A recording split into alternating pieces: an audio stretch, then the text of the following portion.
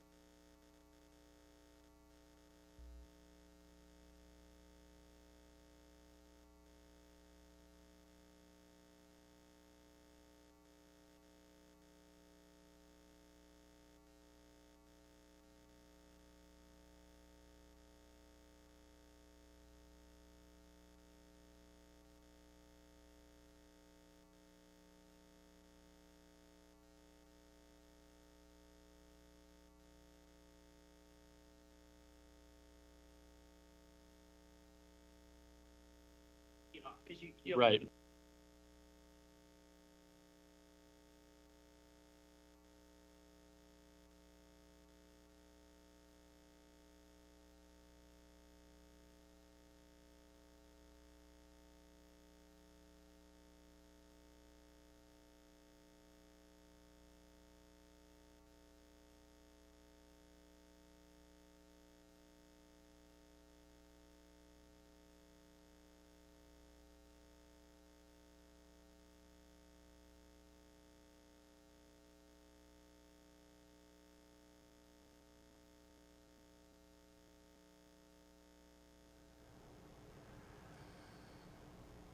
Okay.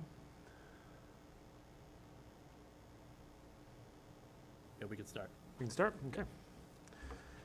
Okay, very good. Hello, Danvers. It's 7 o'clock, and we'll be starting the November 15th, 2022 meeting of the Danvers Planning Board. My name's Louis George. I am the clerk of the board, but Jim Sears, our chair, will not be here tonight, so I will be serving as acting chair this evening. And Tori Adler will be the acting clerk in my stead. And in addition, this is a hybrid meeting, so we do have participating in here at the Danvers Senior Center. We have, in addition to myself and Tori, we have Jean Hartnett. And then remotely, we have Tim Spittle. Can you hear me, Tim? Yep, can you hear me? Yes, very good. So, okay, very good. So let's looking at the agenda here. It appears here our first agenda item is 42 Summer Street. Let me just pause for a moment. This is the 42 Summer Street's a request by Gambrill LLC and Danvers MC Owner LLC for endorsement of an approval not required plan for 42 Summer Street, Assessors Map 34, Lot 3. The property is located in the Residential 2 R2 zoning district. And just as you know, we do have Attorney McCann, today we do have four members who are serving tonight, so just so you're aware. So if you're ready, you may go ahead. My name is Nancy McCann. I'm here on behalf of the applicant and owner of the property at 42 Street.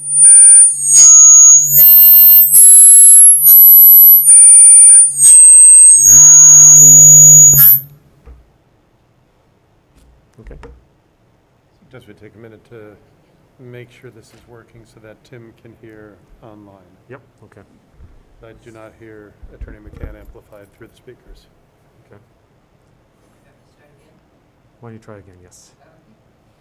Thank you. My name is Nancy McCann. I'm here on behalf of Gambrill LLC, who is the owner of the property at 42 Summer Street and the applicant. And this is a pretty straightforward A&R plan. The property at 42 Summer Street is located in the R2 zoning district. It currently has 37,725 square feet and 167 feet of frontage on Summer Street. We are proposing to divide 42 Summer Street into one lot. It's shown as Lot A1 on your A&R plan. That lot will have 20,065 square feet, so it will be conforming to the R2 zoning requirement of 20,000 square feet, and it will retain 167 feet of frontage, which exceeds the required frontage of 125 feet of frontage on Summer Street. And the parcel will be divided to create a parcel B at the rear of the lot of 17,660 square feet. That is noted as not a buildable lot on the A&R plan, and there is a note on the plan indicating that that parcel B is to be added to the abutting lot at 44 Summer Street. And that's it. So the plan is entitled to endorsement as an A&R plan because the lot A1 has the required frontage on Summer Street. Happy to answer any questions. Okay, very good. I'll turn things over first to Jean. Do you have any questions? Yeah, I just, because Give me speak, sorry. more just a clarification question, because I know this property was before us over the summer, and it was divided and giving property to the rear. So how come this wasn't done then altogether? How come it's being subdivided again?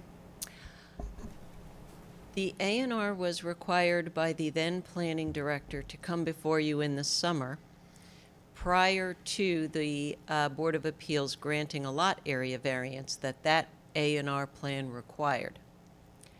I wouldn't have done it in that order. Planning director at that time wanted you to endorse the A&R plan, which created a substandard lot in anticipation of the Board of Appeals granting the lot area variance. Okay. The lot area variance was withdrawn, and so now we're before you on a standard A&R plan that is creating a conforming lot. There is no zoning relief required for the A&R plan that's before you. Okay, thank you. I don't have any other questions. Thanks, Jean. Tim, do you have any questions? No questions. No questions? Okay. Tori? No questions. Okay. Now, this is not this is an A&R, so this is not a public meeting, but does anyone in the Just courtesy, does anyone in the audience have any questions? Okay. Okay, hearing none. Okay, we'll have, can I like to entertain a motion? I will move that we endorse this A&R plan. A second. Okay, it's been moved by Tori, second by Jean. All in favor? Aye. Aye. Aye. Okay, opposed? Abstain? Okay, A&R passes. Thank you very Thank you. much.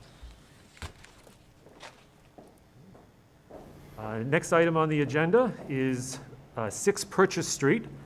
This is a request for site plan review pursuant to Section 4 of the zoning bylaw, submitted by Blue Karma Enterprises LLC for property in the High Street Mixed-Use Corridor, HSMUC zoning district. The applicant proposes to construct 2 additions to the existing restaurant building and associated site modifications. Assessors Map 59, Lot 6. Is the applicant ready? Yes. Okay, thank you. Thank you very much. My name remains Nancy McCann. I'm here on behalf of the applicant, Blue Karma Enterprises LLC, relative to the property located at 6 Purchase Street.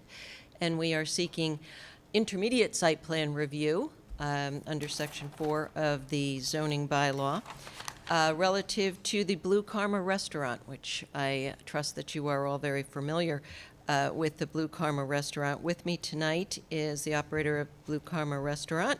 Also with me is Jarrett Bastis and Eric Zackerson. I hope I pronounced his name properly. He should be here remotely, who is the architect on this project. I don't see him up yet. But we are here to present to you a site plan modification for the Blue Karma restaurant. This property has been operated at as the Blue Karma for many years, but it began back in about 1970 as a Kentucky Fried Chicken, as that those of you may remember that. And it's been renovated over the years, but not significantly. And what we're presenting tonight is, again, it qualifies as an intermediate site plan review because the renovations are minor in nature, but it consists of 2 small additions to the building. One is a 300 square foot addition, and the reason for that is to provide some better layout of indoor seating within the restaurant so that the seats lay out a little bit better. And a second addition of 800 square feet, and that is located along the side of the restaurant, and that is what we call a more back-of-house type of use, and that's for freezer storage, busing area, some improvements to restrooms, that sort of thing. There are no additional seats in the restaurant being proposed. There are currently 50 seats in the restaurant, and it will remain as a 50-seat restaurant. So there is no increase in seats. But what we are proposing is some attractive improvements to the outdoor seating area that you'll see as part of the plan set. And this is, again, outdoor amenity space under the zoning bylaw. We do have outdoor seating, but we're proposing some significant improvements and upgrades to that outdoor seating area. In addition, the parking provided on this site is grandfathered, as is the landscaping component. However, we're making improvements to both of those. The parking setback is becoming more conforming than under current conditions, and we are adding 2 parking spaces, so making the parking more conforming in that regard.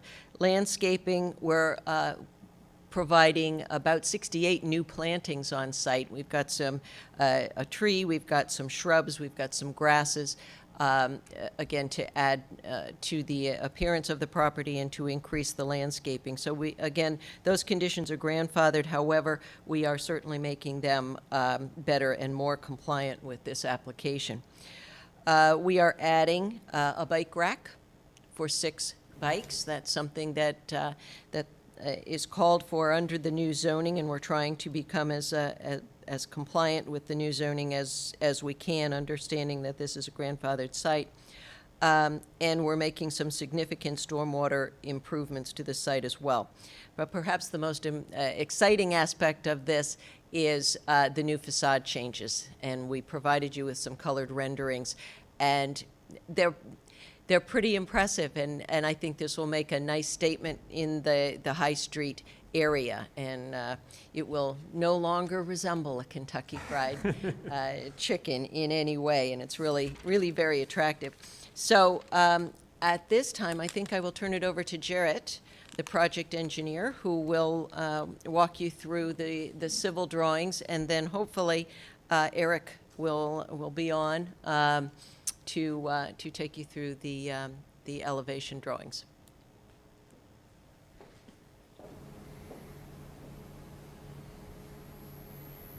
Thank you, Nancy. Good evening, members of the board. My name is Jarrett Bastis, 66 Elm. I'm with the Moore Camera Group, 66 Elm Street in Danvers. I am the project engineer for civil engineering and surveying on the project. I'm going to bring you through the existing conditions, proposed site layout, proposed stormwater management design, and utility design and landscaping design. And Josh, if you can just go back to the existing conditions plan. Thank you.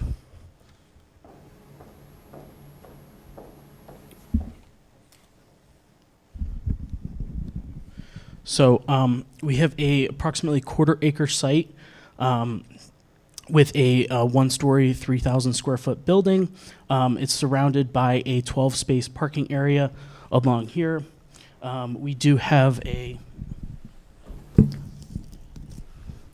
further. Be careful there. So we have a 12-space parking area along here.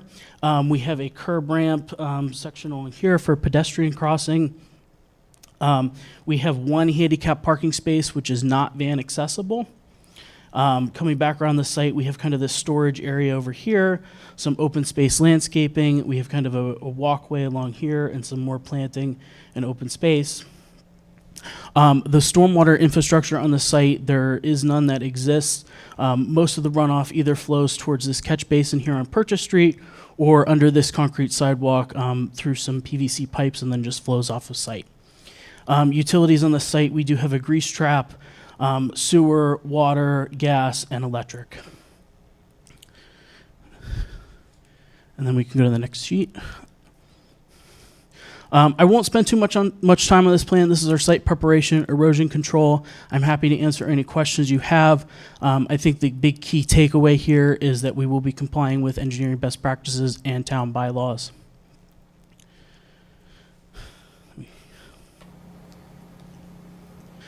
So what we are proposing is two additions, approximately 1,100 square feet. Between the additions, we'll have this outdoor seating area that's a canopy overhead. At the entrance, this is the main entrance, we'll have this concrete sidewalk area, some bike racks. Sorry, I'm getting a little... Yeah, that's- We'll have bike racks for six bikes. We are proposing to redo this accessible curb ramp along with the crosswalk, stop sign, traffic controls, so we have improved pedestrian safety coming across. We're proposing to increase the number of parking spaces to 14 spaces from 12 spaces. We will have a fully compliant van accessible handicap parking space. Coming along towards the back of the site, we have snow storage here, snow storage up there. We have a dumpster enclosure in the back here and kind of a receiving loading area type space back here with another parking space. And then we have our addition here and some landscaping around the sides of the site. Move on to the next sheet.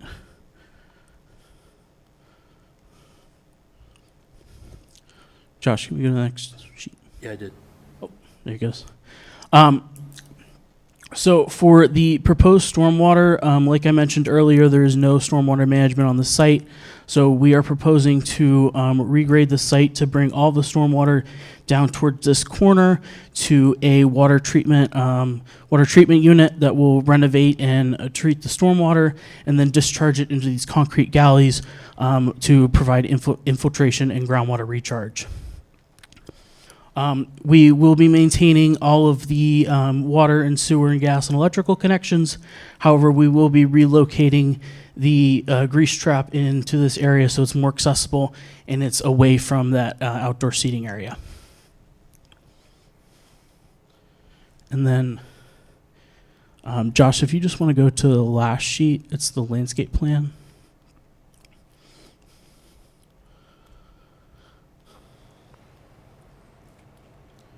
And then this is our proposed landscaping plan. There's limited landscaping on the site, but up here at the top corner, we're proposing a red maple tree. Along here, this parking, we're creating a kind of a pea stone gravel area, and we'll have some ornamental grasses to kind of provide some screening along the parking area. And then towards the back, here's our snow storage area. So we have some shrubs surrounding here and around the sides. And then in terms of lighting, we're not proposing any lighting changes. I'm just relocating one of the light poles up here. And then that is my presentation. I will turn this over to Eric to discuss some of the architecture. Great.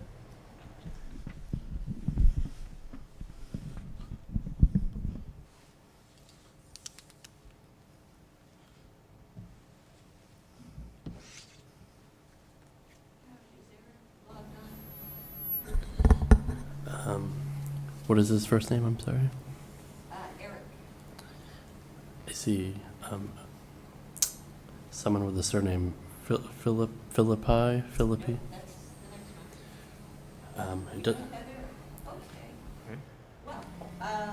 I could show the plans, Attorney McGann. Okay. That'd be great.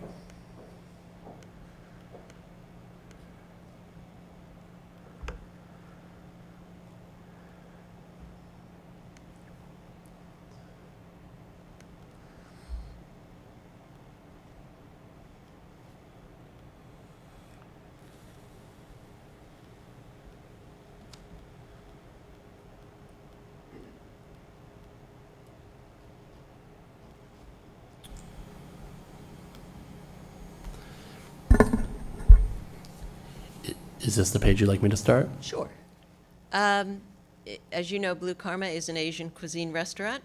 The facade treatment is a modernization of an Asian type of style, I'll say. Not being an architect, I'll say that. One thing we did was raise the front facade because in this new downtown zoning district, there's an 18-foot front facade for a single-story building. So it's not 18 feet now. We raised it up a little bit to meet that minimum requirement, and I think the reason for that is to make a bolder statement along the streetscape. So what you see in the top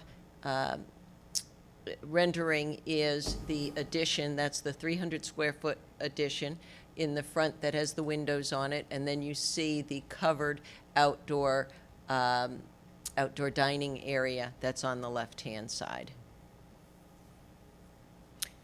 We think it's a different and attractive building that'll make a nice statement at that area of High Street, which is really kind of the entrance to the downtown when you're coming off of Route 128. And that is the architectural aspects are compliant with bylaw requirements. So. I think I see that Eric might be might be there, so I'm not sure if he has anything. Eric, anything you to can add. do much better than I.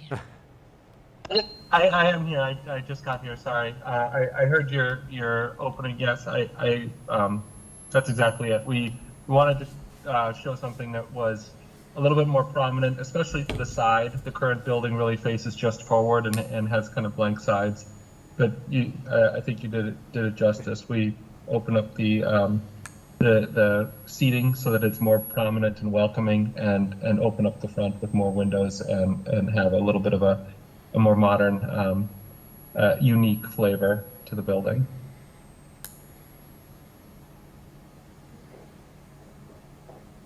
Again, we're seeking site plan review. We are seeking a couple of waivers in association with this plan. We have a setback waiver as to the side and the rear. Setback that's proposed is 0 feet at its closest point.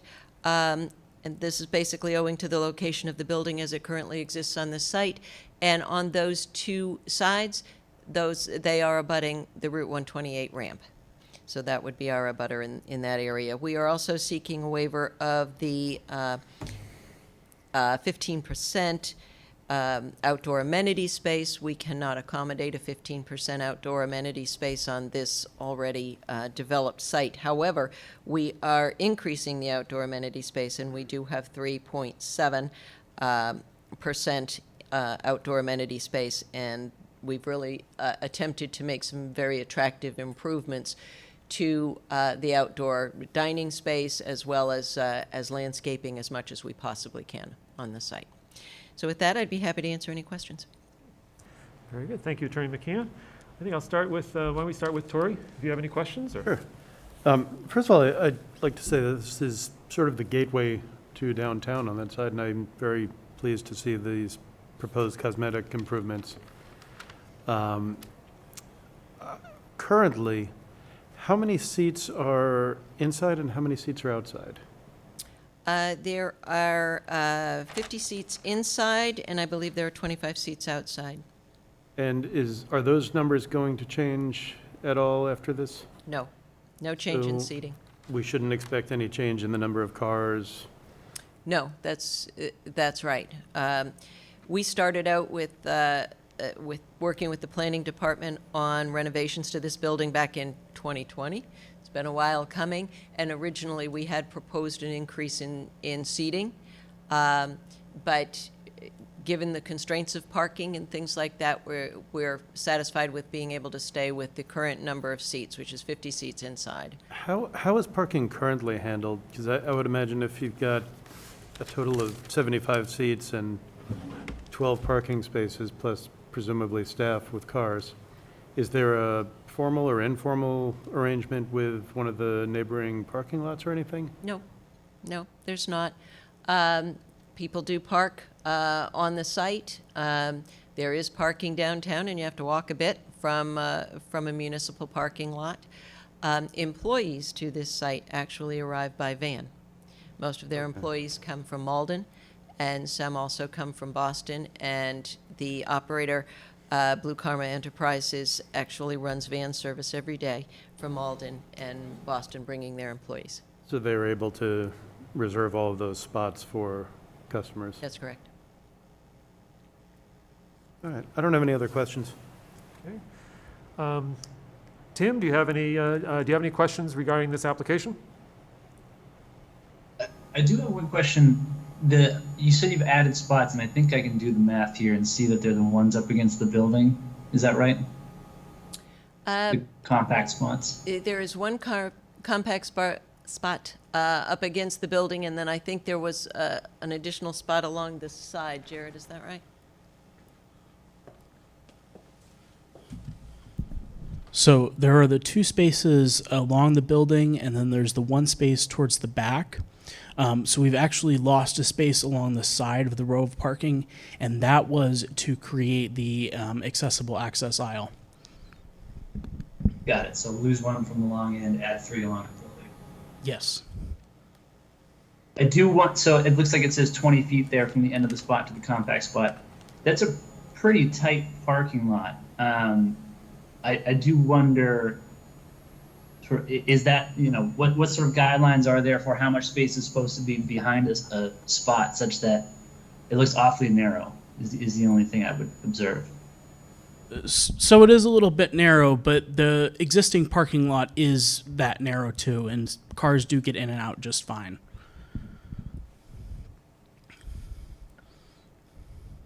Okay. Yeah, all right. I mean, if you're adding spots, I would assume that that's empty space now that's currently you're proposing to be filled in with cars. Is that not right? Correct. Okay.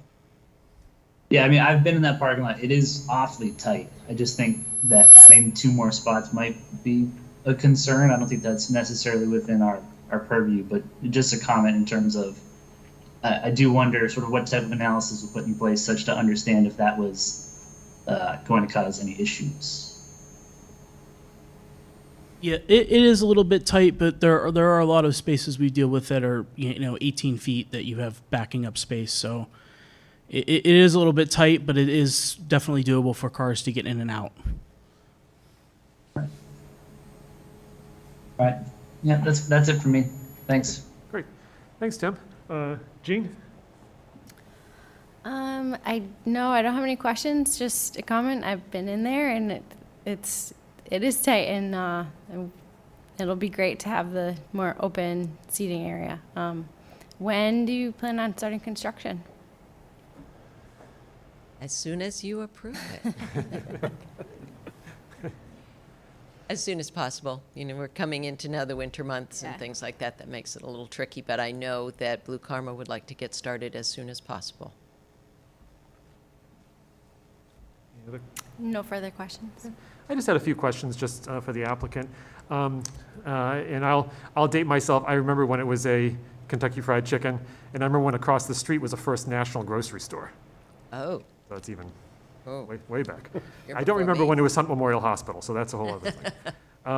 But I did, just a few questions just with regard to, and just really, I guess, for the benefit of the audience as well, in terms of the, intermediate site plan approval. So if let's, understanding there's a threshold that the addition would need to exceed, and then you would go into a full site plan review, Yes. and then, could you just explain what would happen in that? It's a new section of the bylaw, and there's just different steps. There are, there's site plan review now kind of has 3 different steps. We have administrative review that's done by staff, and this, because it does not exceed, I believe it's 1,199, something like that, square feet of addition. It doesn't kick us up into the next level, which I think is 2,000 square Yeah. feet, which goes to a full site plan review. That being said, the site plan set that you received is a full site plan set. Right. It does have all of the bits and pieces to it. I think the intermediate site plan review maybe allows the applicant to request waivers of providing certain things if need be, but you do have a pretty comprehensive site plan set for this application. Gotcha, okay. And in terms of a few other, I think I noticed that there's going to be a revision to freezer storage, I think, at the facility. Is that going to cause any impact? I'm thinking of just the surrounding neighbors. Is that going to cause any increase in noise or that sort of thing? No, that's an interior layout situation, and the neighbor is the Route 128 ramp. Okay, got it. And in terms of the, during the course of construction, with respect to parking and operation, is operation going to continue moving along while the construction takes place? We would anticipate that, yes, so we should be able to accommodate that. Okay, got it. And I did notice as well that that there are still I believe there's still some outstanding comments from engineering, and I believe there is also a reference to a transportation mitigation fee. So you'd be agreeable to have those as conditions? Yes, the engineering comments were all very technical in nature, and they will be incorporated into the final plan set or are addressed during the course of construction. Many of them are those types of comments. And the new zoning for the downtown does have a transportation mitigation fee. I believe the amount is $3 a square foot. Yeah, so I think it's $3,300, I believe, is the amount. Yeah, $3 a square foot of the new construction, and that's something that this board can impose. Okay. Very good. I have no further questions. I'll turn it over to the audience. If any member of the audience has any questions, approach the podium. Okay. Okay. Hearing none, I'll turn things back to the board. Any further questions by the members of the board? No. Tim, anything from you? Nope, all set. Okay. I'd like to entertain a motion to close the public hearing. I will move that we close the public hearing. Second. A motion's been moved and seconded to close the public hearing. All in favor, say aye. Aye. Aye. Oppose? Aye. Abstain? Okay, passes. And we'll go back now to the decision. Tori, can I ask that you read Shall I a read the motion? decision? Yes, please. The Danvers Planning Board finds the site plan submitted by Blue Karma Enterprises LLC for property at 6 Purchase Street, Assessors Map 59, Lot 6, to be in substantial compliance with the criteria and regulations adopted by the town. Details of the plan review can be found on the following plans. Site development plans for 6 Purchase Street, Danvers, Massachusetts, 01923, prepared by the Moore and Cameron Group, Inc., dated September 16th, 2022, consisting of 17 sheets. The following submission requirements have been waived. 1, Section 4.3.1 Title Sheet, 4.3.1.a, all existing dwellings and buildings are not shown on the title sheet. The land use of each lot is not shown on the title sheet. Section 4.3.1.b, the land use of each lot is not shown on the title sheet. Section 4.3.1.d, existing contours at 2-foot intervals are not shown on the site analysis plan sheet C2. Section 4.3.1.f, zoning district boundaries are not shown on the title sheet. 2, Section 4.3.4, site construction plan. Section 4.3.4.d, the proposed location and dimensions of drives, parking areas, and curb cuts are shown on the dimensional regulations and off-street parking and loading plan sheet C4. Section 4.3.4.g, proposed landscaping is, in general, is shown on the landscape plan L1. Section 4.3.4.h, a proposed limit of work line outside of which no land is disturbed is shown on the site preparation plan sheet C3. A table indicating amounts of earth material that are to be removed, added, or reused on site in cubic feet is not shown on the site construction plan. 3, Section 4.3.6, Utilities Plan, Section 4.3.6.b. The profile of the new water, sewer, or stormwater pipes are not shown on the Utilities Plan. 4, Section 4.3.7, Landscape Plan. The landscape plan is not prepared by a registered landscape architect. Section 4.3.7.a, the existing and proposed grades are shown on the site construction plan and utility plan, C5. Section 4.3.7.c.i and II, the existing trees to be retained and removed are shown on the site preparation plan, C3. Section 4.3.7.i, the yard setbacks from the lot lines are shown on the dimensional regulations and off-street parking plan sheet C4. Section 4.3.7.j, a table showing the percentage of existing and proposed impervious surfaces shown on the dimensional regulations and off-street parking plan sheet C4. 5. Section 4.3.8, off-street parking and loading plan. Section 4.3.8.b, construction details and size and type of materials for surface paving, drainage facilities, and curbing are shown on construction details, sheets C6, C7. 4.3.8.d, provided landscaping is shown on the landscape plan, L1.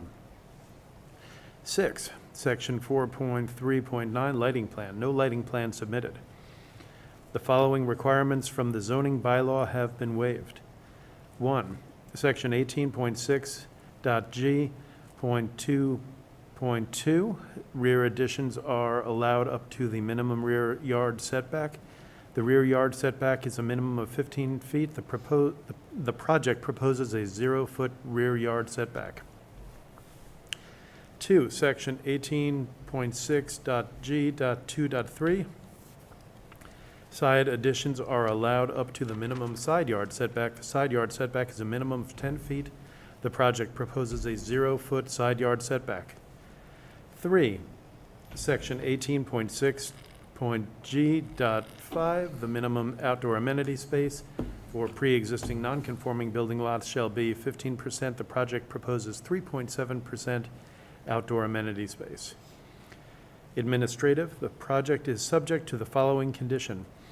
The applicant agrees to satisfy all the comments in the Danvers Engineering Division memorandum dated October 27th, 2022. 2, pursuant to section 18.11.d, transportation mitigation fee of the Danvers zoning bylaw, the applicant and/or property owner shall provide a payment of $3,300, which is the transportation mitigation fee associated with the additions. 1,100 square foot additions times $3 per each square foot of increased net floor area. This project is subject to the attached list of general conditions. Compliance review of this site plan shall lapse within 3 years from the grant thereof if construction has not begun by such date. Thank you, Tori. It's been moved by Tori. Is there a second? Second. Second by Jean. All in favor? Aye. Aye. Aye. Opposed? Abstain? Passes. Thank you very much. Good luck. Thank you.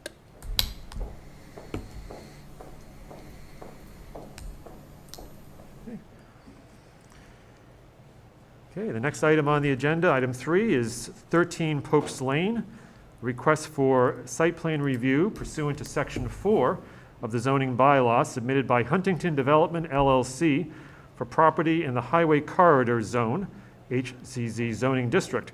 The applicant proposes to construct a 32,000, I believe it to be 32,000 square foot self-storage facility with office space and associated site modifications.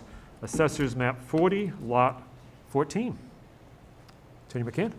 Thank you very much. My name is Nancy McCann. I'm here on behalf of the applicant, Huntington Development LLC.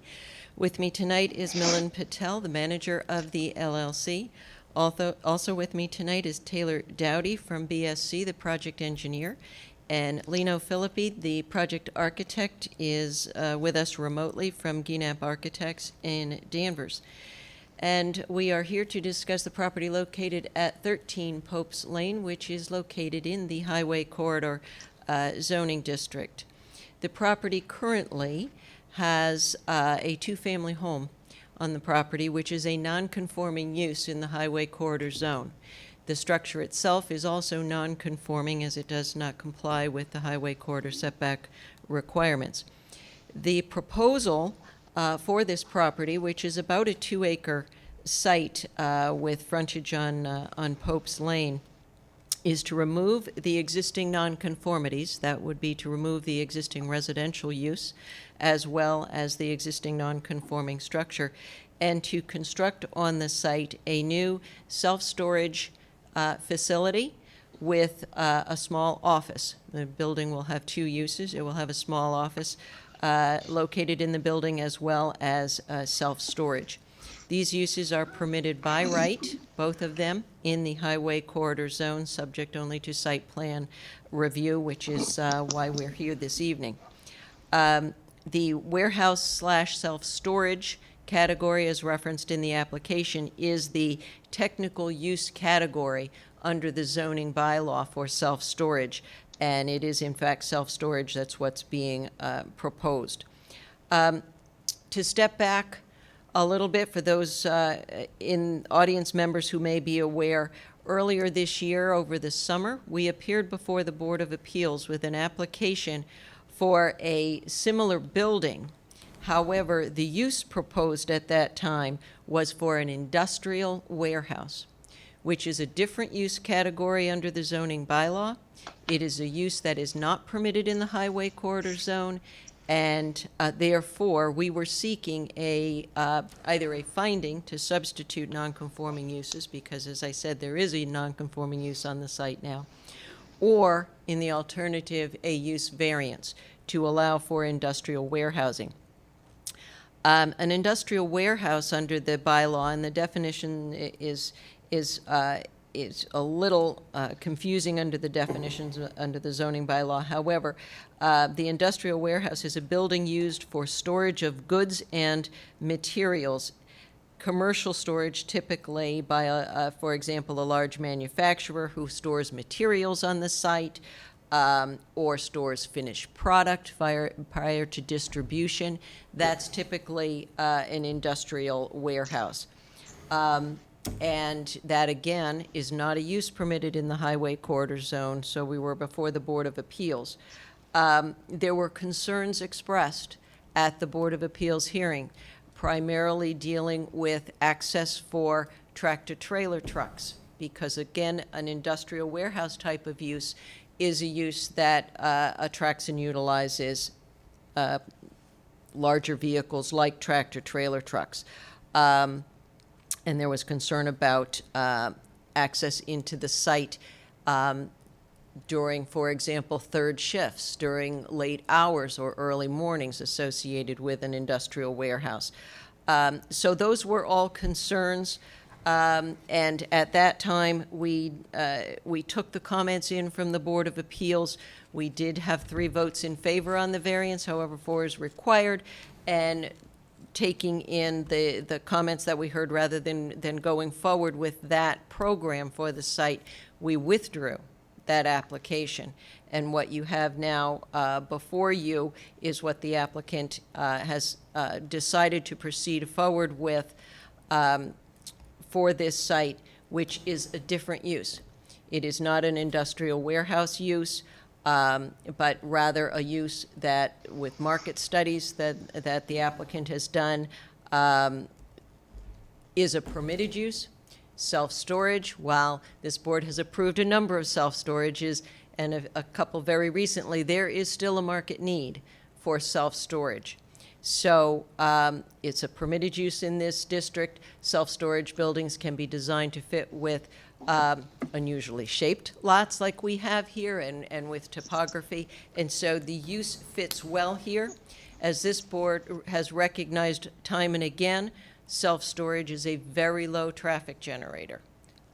Again, a benefit for this particular site based on the comments that we heard. So we thought that this was appropriate.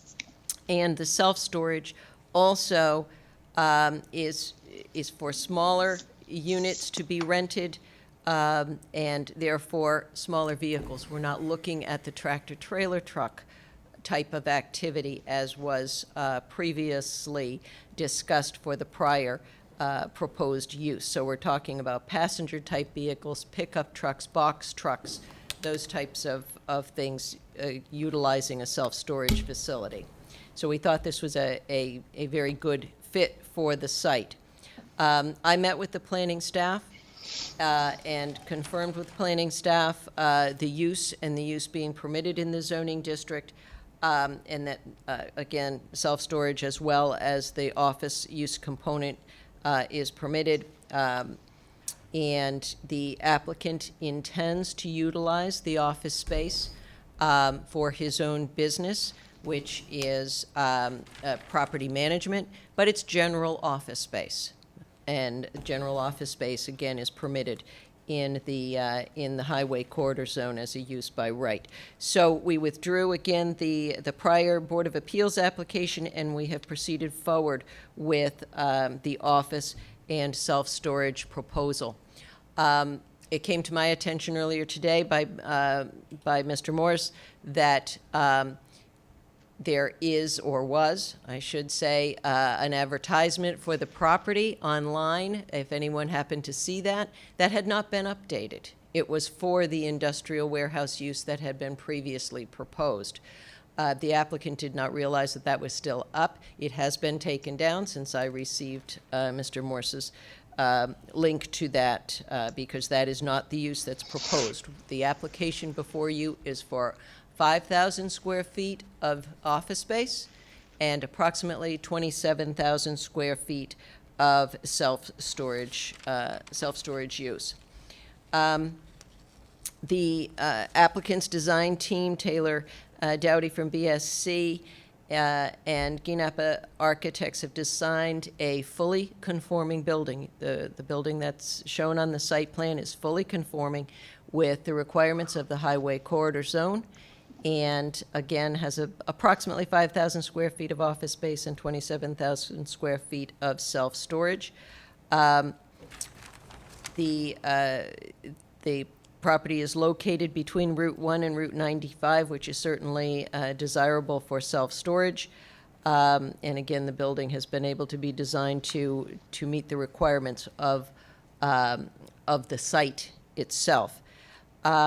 With regard to the self-storage, the hours of operation will be from 8 a.m. to 5 p.m. as an employee being present on the site, and that's Monday through Saturday. And 7 days a week, there will be keypad access, as is typical with self-storage, from the hours of 8 a.m. to 9 p.m. So this is not a site that will be accessed at all hours of the day or night. It would be limited to standard times for access for self-storage. The office, standard business hours, as you would expect. The application that you received has a complete site plan set with civil engineering plans, landscaping plans, photometrics plans, and building elevation drawings. And as several of the more recent self-storage facilities don't look like what they used to look like. They look more like attractive commercial office buildings. And that's basically what this looks like. We have some overhead doors for access into the space, for direct access to some of the units. I think there's 5 bay doors, and then we have an office door, which is a separate entrance for the office space, as well as a separate, we call it pedestrian entrance, personal entrance into the self-storage area as well. Again, the plan fully complies with dimensional density lot coverage requirements. We do have the landscaping plan. We are proposing 14 new trees, 76 new shrubs. It's a robust planting plan. And I think that's as much as I'm going to say about the plan. I'm going to turn it over to Taylor to walk you through the plan. Hi, good evening. Taylor Dowdy with BSC Group. I think Nancy did a great job explaining the existing conditions on the site and the site plan as well, so I'll try to be brief. But generally speaking, my pointer works, how about that? 5,000 square feet of office, 27,000 square feet of self-storage on 2 different levels. The lower level, which is more towards Pope's Lane, and the upper level, which is towards the rear. There is some loading zones right up here to access the self-storage, and there's a loading zone at the lower end to access the self-storage. There's 28 total parking spaces on site. 21 are in the top level. 23 or so are at the top level. 5 are at the lower level. We do have, if you could, Josh, if you wouldn't mind going to the next sheet, please, the grading and drainage plan.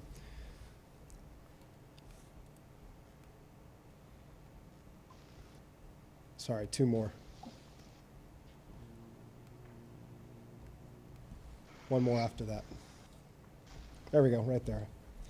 This is the grading and drainage plan. We do have a comprehensive stormwater management system.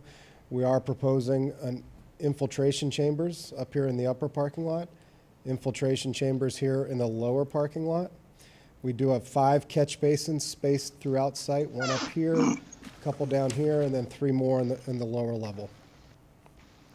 We are trying to infiltrate as much water as possible. There is an overflow outlet which directs what is not infiltrated to where the existing conditions takes it today. We do have new water service. If you can go to the next sheet, please, Josh.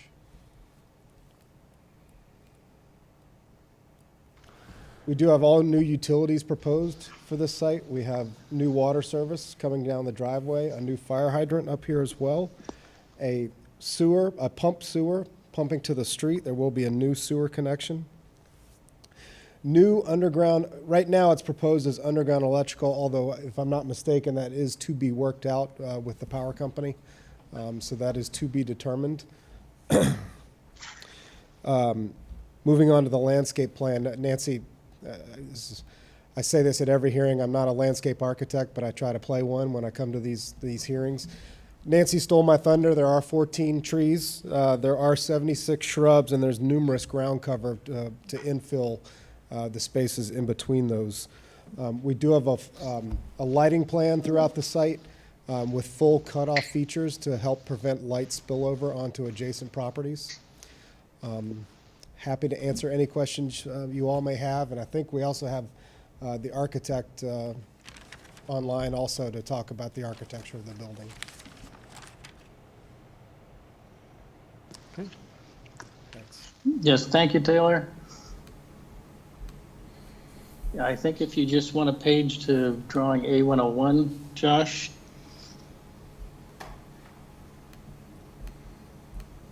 You're going, sorry.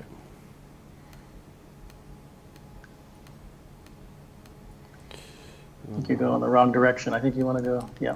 50-50. There you go. Stop. That would be good. No, go back one. There you go. So why don't we start with just a general organization of the building. I'll describe as best I can without pointing. Starting from left to right, the ground floor area here is dedicated to self-storage. It's the full floor plate. You'll see the areas highlighted in pink are the circulation areas. That's the front left would be the emergency staircase, and the back upper right to the left would be another staircase and lobby that comes down from the second floor. The second floor is subdivided into about a third of office space, and again, the front portion to self-storage. The area above the office area is another storage mezzanine accessed by a stair and elevator.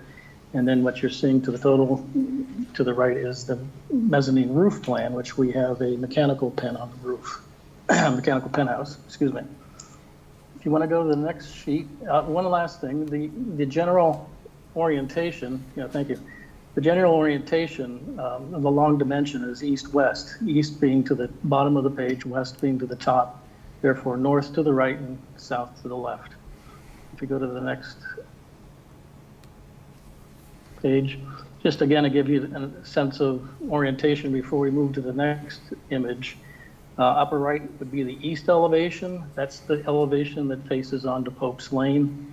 The south elevation, which is to the left, opens onto the parking lot. Opposite that would be the north elevation, which basically faces a wooded area. And then the west elevation is the Route 1 face, and the face closest to the adjacent butters. You want to go to the next sheet? Yeah, there you go. So the same organization here, the east elevation, Pope's Lane is to the upper right. And our goal basically was to try to develop a building that was sympathetic to the site and the surrounding area. We understand and you've seen that the site is very steeply sloped, approximately 10 to 11 feet from the grade elevation in Pope Street up to the rear west portion of the site. It's heavily wooded to the north side. And our basic idea was to try to give what a typical storage building would be, to have a sense of smaller scale, but still have a serviceable and efficient storage and office building. So at every opportunity we had, we tried to use vertical elements across the different elevations to break down the general length of the building. What was really also an advantage is that we buried the ground floor into the hillside, as you can see in profiles for the north and south elevations, how much the elevations change. So the first floor, at least more than 50% of it is buried inside the hillside, again, reducing the general appearance of the building. We also looked at selecting a color palette that was more earth tone, and that would give us more of a sense of softness and blending in with the landscape. The skin of the building is an efficient metal skin. We look to detail it with smaller metal elements to, again, give it a sense of smaller scale and a sense of individual elements that you can identify. Specifically, if we go to the upper right corner again, you'll see that the two entry loading docks and the 2 access pedestrian doors. Again, giving, and in that vertical element in the middle, giving specific identities to potential tenancies or locations for different points of access to the building. As you move to the left corner of that elevation, we have a glazed corner, which is that emergency staircase, providing general illumination at night to give the building a sense of life, and also to provide some light spillage over to the entry drive as you drive into the upper parking lot. On the south side, we have a continuing theme of that. These vertical elements in the doors. There's 3 loading dock doors and then 3 pedestrian access doors. Again, giving locations for individual tenants to access the building. And then to the far left would be the main lobby for the office building and a staircase access to the upper mezzanine. So that gives you just the general overview. We think it's relatively attractive addition to the area and believe that hopefully will be a successful development project for the applicant. Thank you.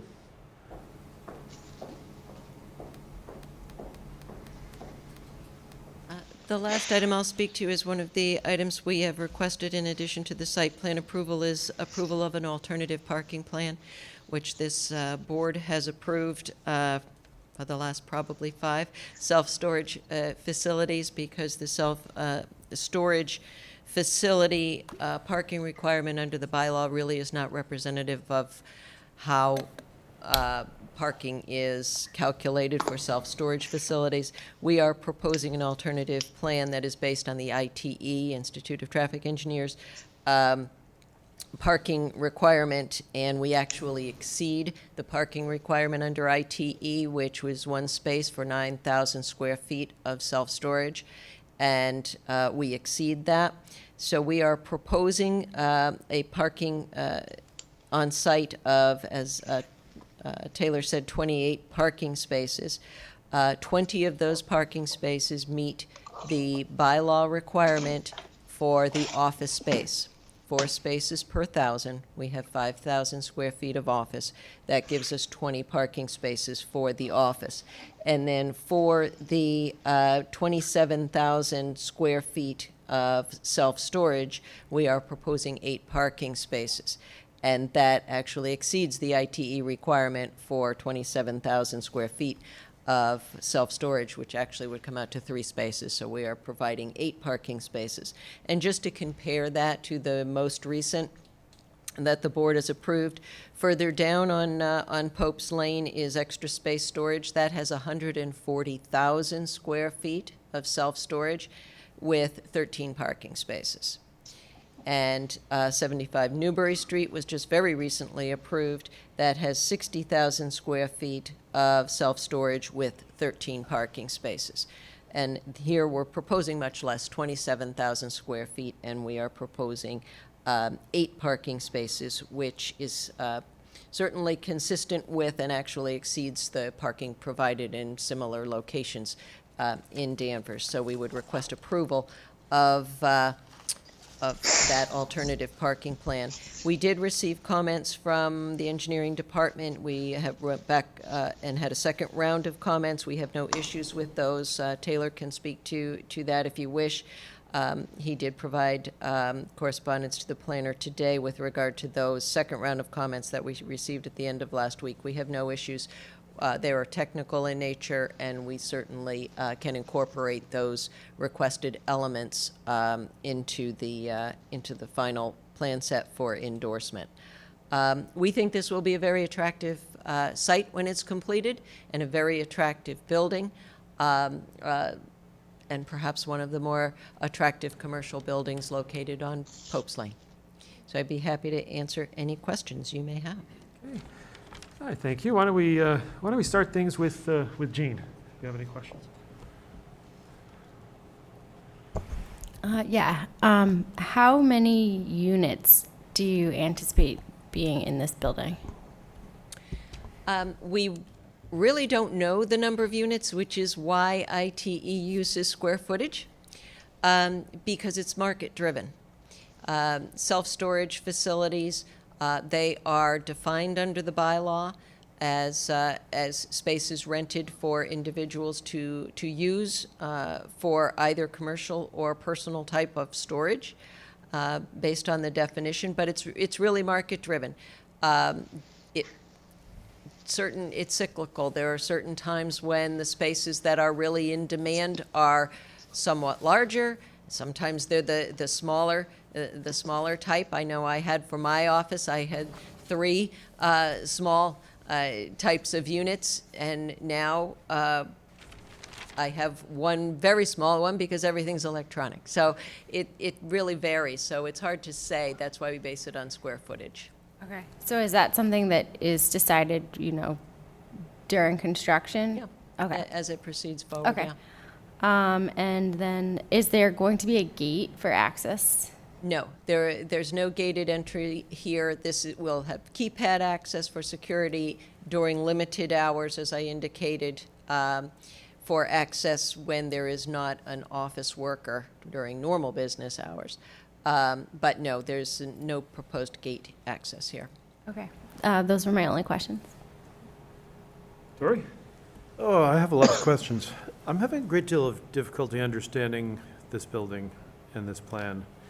And I think maybe part of that is because this is a sloped site, and let me start with loading docks. How many loading docks, raised loading docks do we have? Hi, again, Taylor Dowdy with BSC Group. Oh, can you go back to the site plan, perhaps? Oh, okay.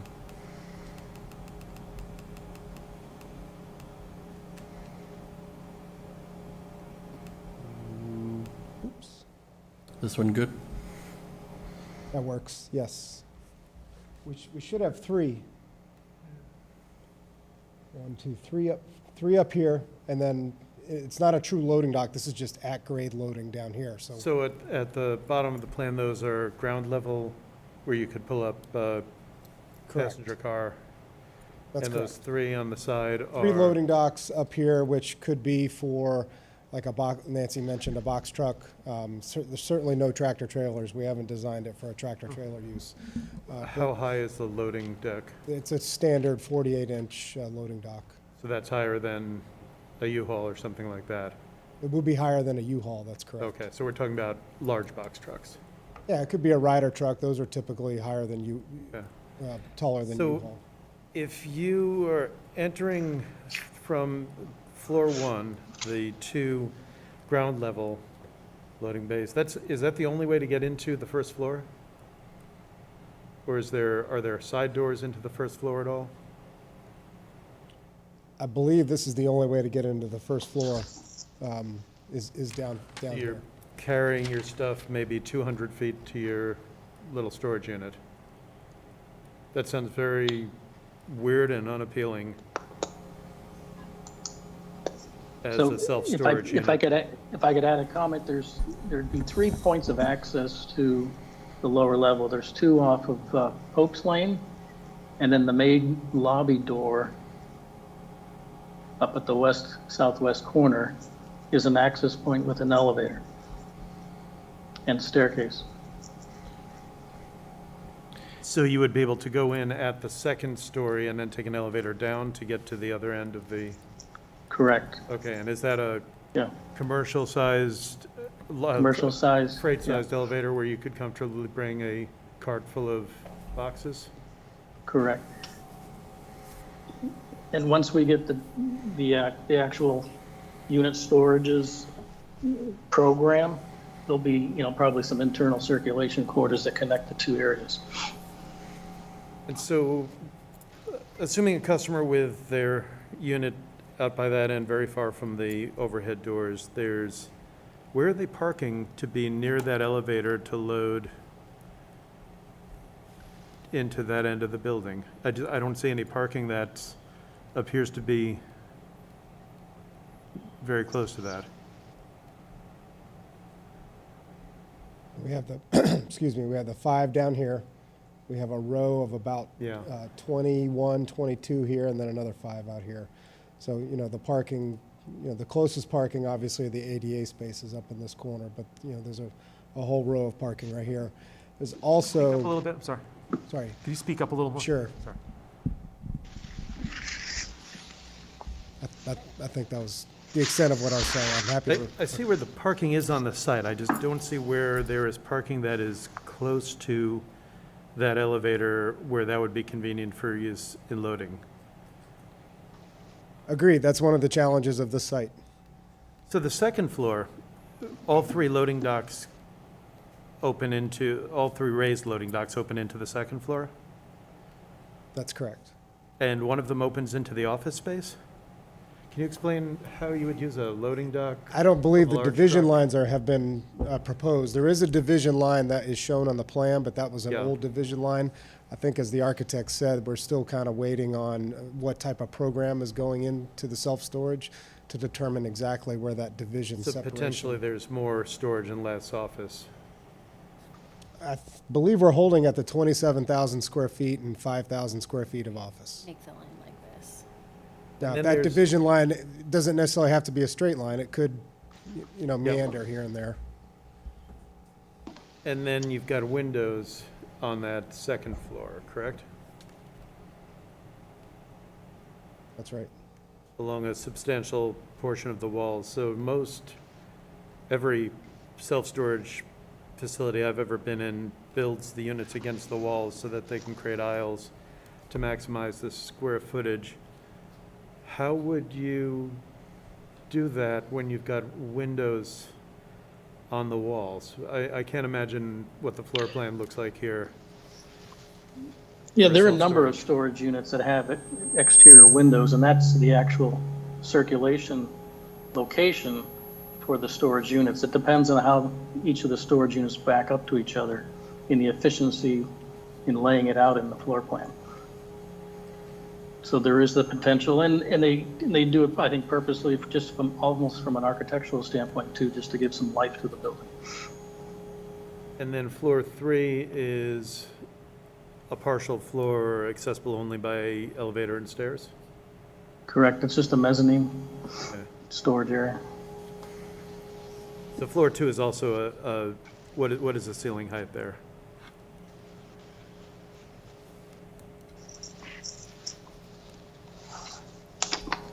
So we're 17 feet floor to floor? So you're gonna have a lot of unused space 17.6, yeah. with self-storage where you would not be expecting people to be running forklifts and stuff, right? Is that just for air circulation, aesthetics? Between the structure and the mechanical, what's left over, 10-foot ceilings. Is this plan substantially different from the plan for an industrial warehouse?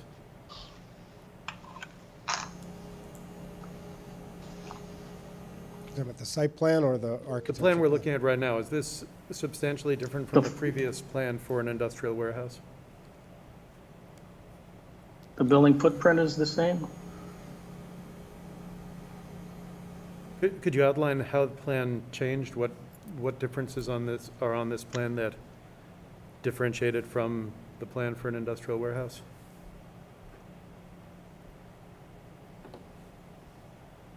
Nancy, I wasn't at the other meeting, I'm not sure what was presented. Yeah. I don't believe it has. This site Yeah.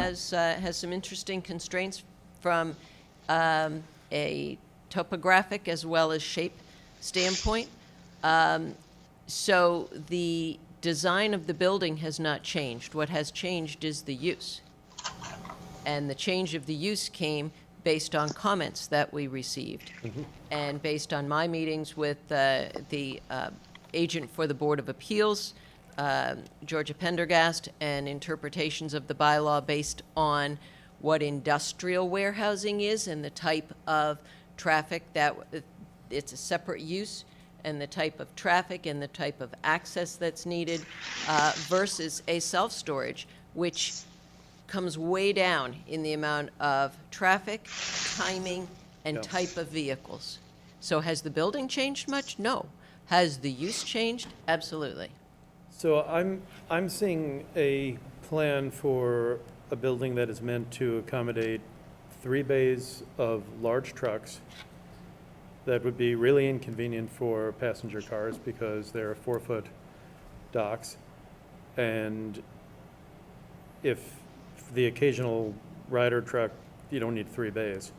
It's got very high ceilings that you would really need a forklift to utilize fully. This looks like an industrial warehouse. This seems like a really inconvenient plan for self-storage unless the self-storage you're talking about is very, very large units, which would presumably be used by businesses with large trucks, which gets you back to the traffic patterns of an industrial warehouse.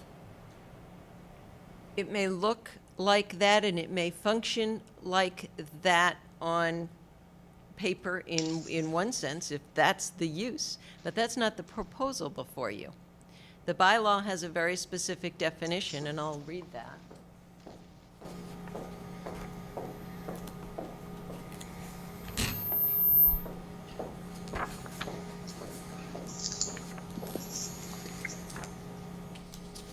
Of what self-storage is, and that's a building consisting of individual self-contained units that are leased or owned for the storage of business supplies and household goods. That's what it is, and that's what we are proposing. We are not proposing an industrial warehouse. If an industrial warehouse use were to propose to go in here, it would have to go to the Board of Appeals first, and it would have to come back to you for a change of use.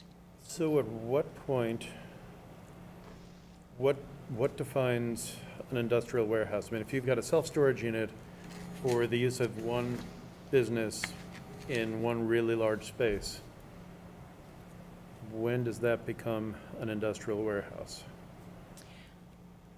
That is a call that's made by the zoning administrator based on the definitions in the zoning bylaw. And that's what we went through in the process prior to filing this application. An industrial warehouse is for use of materials and finished product prior to distribution. So the application that was pending before the Board of Appeals for an industrial warehouse anticipated the tenants being a manufacturer, let's say a local aerospace manufacturer, who gets in large materials, ships them over to the plant where whatever it is constructed, it gets manufactured, it gets brought to the industrial warehouse for storage of finished product prior to distribution. And that's where you get into the larger vehicles, the tractor trailers, that kind of thing, because it's a different type of use. Is it storage? Yes, it is. Is it mini storage under the definition or self-storage under the definition in the zoning bylaw? No, it isn't. It's a different animal. I want to turn the same question to Josh, the town staff. At what point, or do we have a gap in the bylaws here where a self-storage unit can basically function as an industrial warehouse? Or is there some point at which this would clearly be a different use? If this is being used, say, with daily trips with multiple tractor trailers to service a very large open warehouse space? So, yes, I've contemplated that this question would come up tonight, and one way I sort of look at it, this question,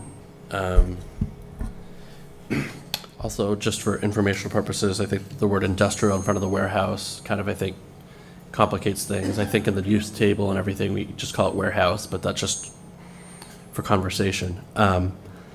One way I kind of look at this is that warehouse would be like one entity. You know, if this is one facility, one user, that to me would be warehouse.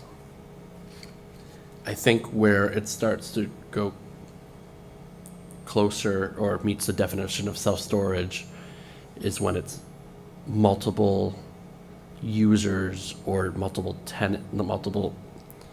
entities using the different units. And I think that's, to me, professionally or personally, when I'm reviewing this, is that the self-storage is units, right? It's the plural. And I think that's a piece of it. That could be two. We talked about that internally in my office today. What that number is. Unfortunately, with what we have to work with, it doesn't define that number. So it leads to some type, it leads to interpretation. Obviously, we've reviewed several self-storage facilities recently. And, this sort of question of what is the definition, I think we sort of, most of us, I think, would agree what we'd see and feel as self-storage, or sort of some of the ones that we've seen recently. This comes up with the question, this seems to be one with, how I would kind of view this is, this does not have the large amount of units as the others that we've previously seen.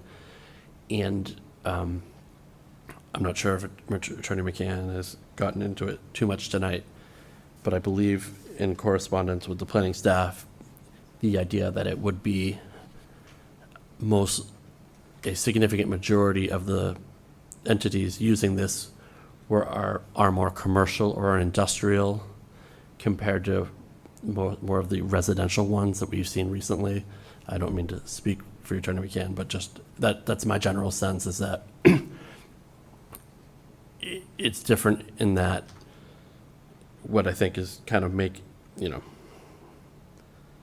not complicating, but just a little different than the previous ones that we've seen recently is this doesn't feel to have as much as the residential, I'm dropping off my ski. I mean, I think there might be a couple, as I think Tori was asking, the difficulty in someone pulling up their car and just switching out their skis or getting a bike, or this is self-storage, but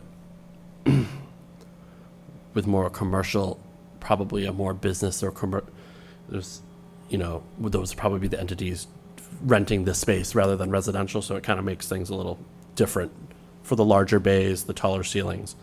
But I don't mean to speak for, that was just my general sense, Attorney McCann. But Possibly, but it still fits under the definition of self-storage under the bylaw, which can be residential use, it can be business Sure. use. Who the self-storage facility attracts is based on a lot of things.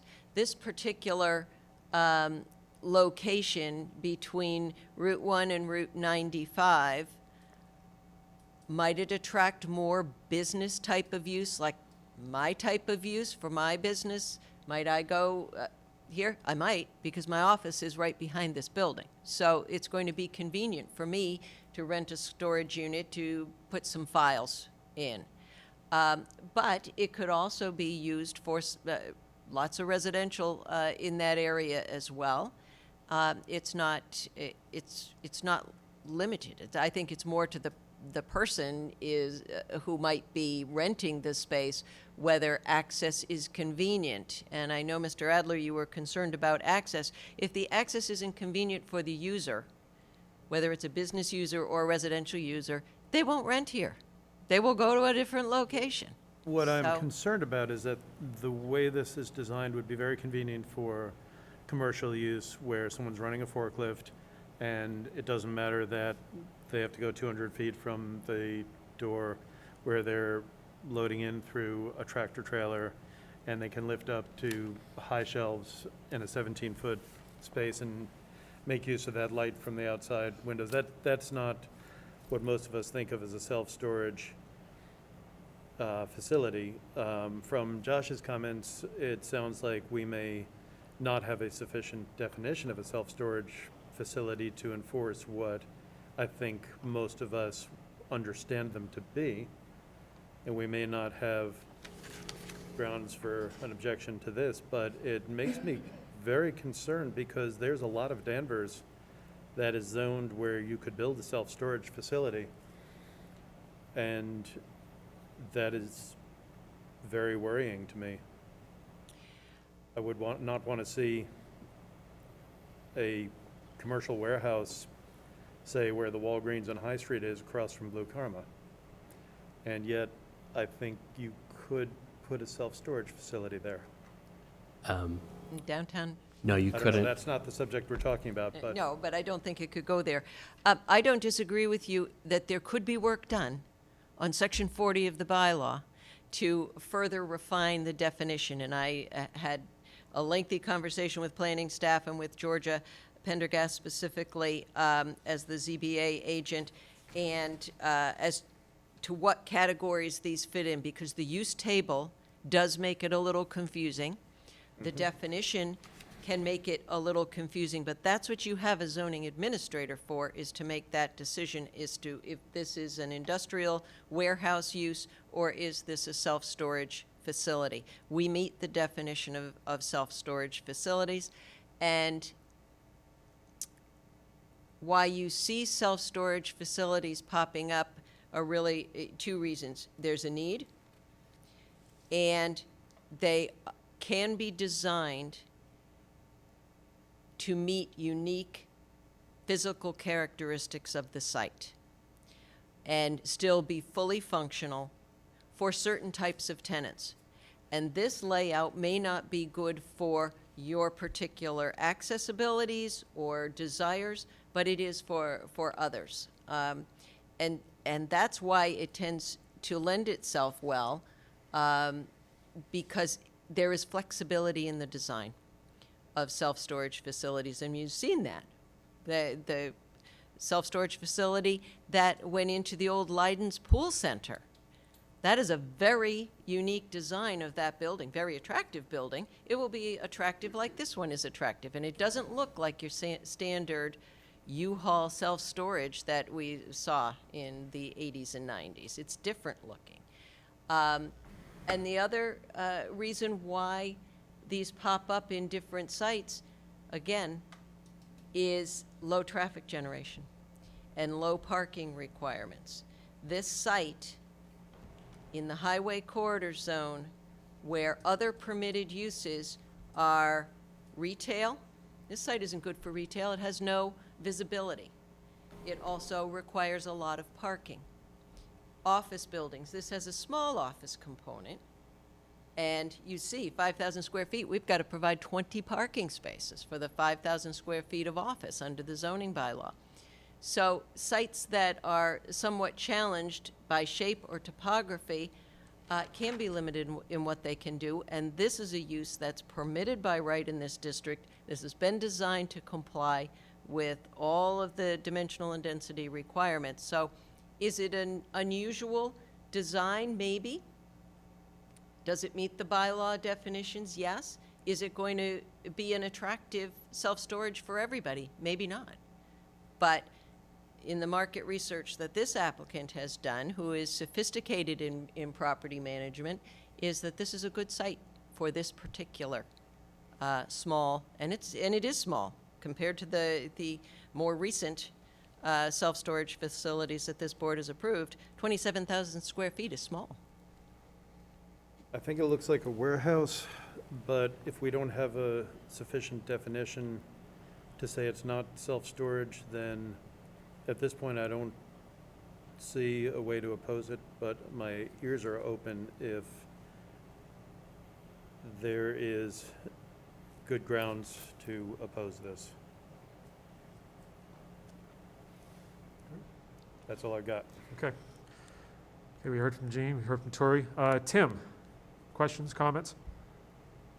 Yeah, I share Tori's concern, and I'm not so confused by the definition in the bylaws. I mean, I see something that says a building consisting of individual self-contained units. I'm not seeing a picture of a building consisting of individual self-contained units. So I know that we've heard two things. One is that the number of units is still to be determined, so that could potentially be true, and I'm not saying that anyone's hiding that fact. But the second is there's this question mark of, does 2 units suffice? And here we're seeing 2 very large units. We're also still seeing this drawing of the original building, which, we're looking at a picture which has 18-wheelers drawn on it right now, right? Like, call a spade a spade. So I don't know, maybe, I don't want to just reach out to Dad for help, but Josh, how am I supposed to look at a picture of something that's not a building consisting of individual self-contained units and give it the thumbs up that it is a building of individual self-contained units? Josh, can you address that question? Well, I would say that it appears that there are several. Now we don't know as we speak how many, like where the walls are going, but it appears that there will be 2 or more units in this building. There is 5 bays. We don't know, as the applicant has indicated, where those walls are going to be. Obviously, if there are no walls, then that's a zoning, violation of some nature, because it would not meet the definition of a self-storage facility. So that would be an issue at some It point. would be a zoning violation, just to. Right. I mean, you would be operating a use that's not approved or is not allowed if there were no walls ever constructed. Yeah, I mean, it appears that what's been shown is that there will be 2 or more units. I'm not sure, like, there are 5 bays. I guess if the applicant could respond, I mean, is there any obviously, we can't necessarily hold you to it, but is there an indication of any kind of how many units there will be? I mean, obviously. Yeah, why don't I turn this back on Right. the question? Because I think you've answered the question in so much as it's not solely our responsibility. The zoning infraction is something that would happen after the fact. It's not solely our responsibility to determine right now. But help me understand entertain me. What would that second floor of storage potentially look like with 3 elevated bays leading to a very tight space all next to each other? How would that possibly look leading into the smaller of the 2 floors of storage? If you don't want to take it, I would say our architect should answer that question. Well, I think if I can expand on the conversation, we're doing a lot of development for other applicants where they take over pre-existing buildings that, again, don't look like storage units. They're probably, repurposed. What we have to understand is the individual storage units can be like individual condos within the building down a corridor. And that's what we were trying to do. I think Nancy's touched on it. We're trying to design a building that has a lot of flexibility to adapt to the market. So there's different types of storage uses, different sizes of storage uses, different organizations within a building that would conform to the self-storage criteria.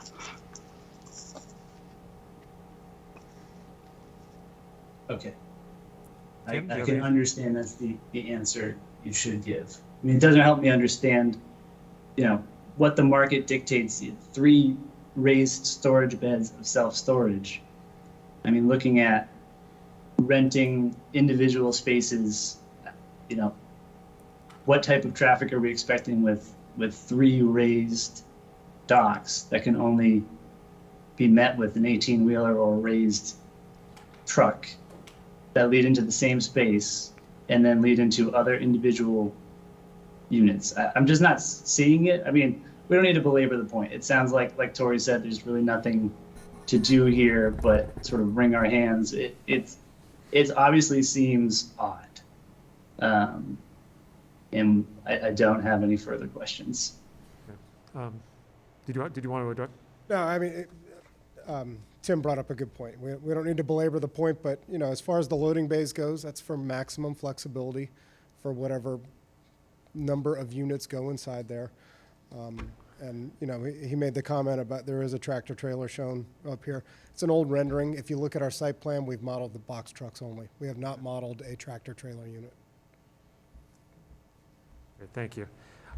I have just a few questions, and I think that the others have covered sort of some of the concerns I've had as well, and sort of reviewing this, as well as also reviewing the zoning interpretation that was done. I know that Attorney McCann had consultations with Georgia Prendergast regarding this, and so in terms of, and certainly I think it's right. I mean, I think the bylaw, there's a certain amount of, I think, flexibility in terms of the bylaw, and I just don't, and, you know, and it calls for storage, you know, units. It doesn't seem to set forth a specific minimum number of units. So there's flexibility there, and so I think though that it was, you know, I know it was concerning to me, and I know it was also, I think, concerning to abutters as well. You know, I was, you know, in terms of by having showing a tractor trailer on the rendering, and also, and I'm glad Attorney McCann mentioned this at the outset about that there was an advertisement. I think it was an abutter, Jason Flanders, pointed out, and he wrote 2 emails, one of which addressed the point that if you look online, it shows for rent, and it didn't show segregated units. It seemed like just one space, didn't have an office. So, but Attorney McCann assured me that that's been removed, and that was an error. Okay. Mr. Chairman, I'd like to point out this advertisement is online right now. I'm looking at it. Okay. And it is showing leasable ground floor, leasable upper floors, as we're seeing on the site plan. Okay. Proposed warehouse facility. That is an old real estate advertisement that was brought to our attention this afternoon. Milan Patel, the applicant, immediately spoke to the broker. He assured that it would be taken down.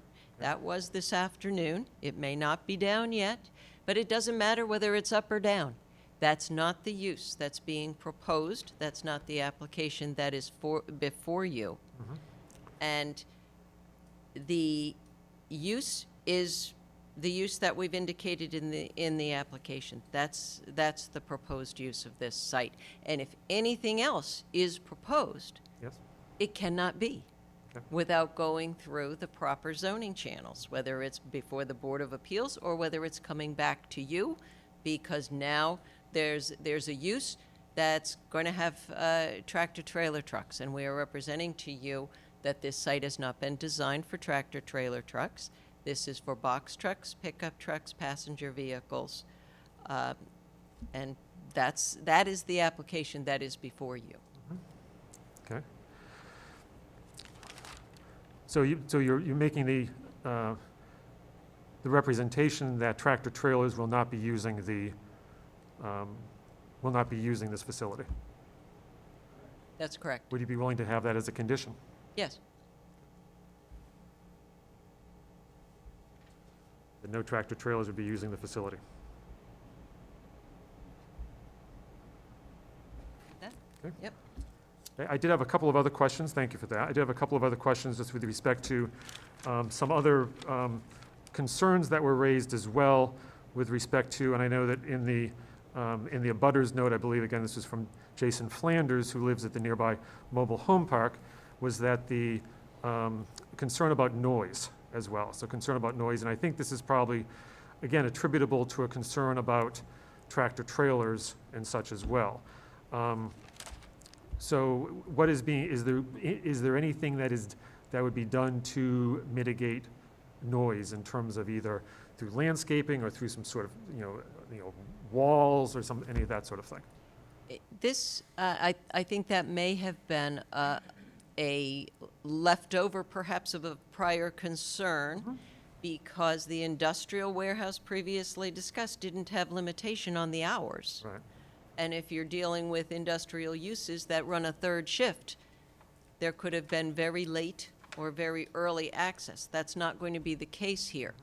I think that there was a concern during the course of construction. This board knows that there is noise during the course of construction, and that's in the normal course, and the town has restrictions on hours of construction. But this use, self-storage use and office use, as this board has recognized, very low traffic generator, and it's quiet. It is a quiet use, and we're taking a condition that there won't be tractor trailers coming in. So there really is not a noise factor here concerning the ultimate operation of the property. I think also the site, and Taylor can speak to this, the grading of the site, as far as the trailer park tenant lessee is concerned, this site is down lower, significantly lower than the trailer park site, which will provide its own sound buffering, if you will, just from the topography. But the sound issue for this type of use is really not an issue for self-storage facilities. And in terms, yeah, go ahead if you have. I was just going to stand next to Nancy. Okay. I just had a further question as well, just in terms of the sort of the operation of the facility as well. And again, being mindful of the abutters who are living there. I mean, these are their, their homes. Is there, I know I noticed that between 8 and 5 is when an employee is present. That's when the facility would be anticipated to be open. But then you have key access between 8 a.m. and 9 p.m. is anticipated. Yes, Okay. Would 6 a.m. and 9 p.m. Oh, 6 a.m. Yep. I didn't think that's what you said before. So 6, I thought you said 8 a.m. to 9 p.m. If I misspoke, I apologize. 7 days a week, 6 a.m. to 9 p.m. with keypad access. Okay. Is that something in terms of the hours, again, being concerned about noise for the abutters, is the applicant willing to reduce the hours that keyed access? 6 a.m. is awful early, as well as 9 p.m. is late. Before I ask Millen, I will say this is the highway corridor zone. 24-hour operation is permitted in the town of Danvers, but I will ask Millen.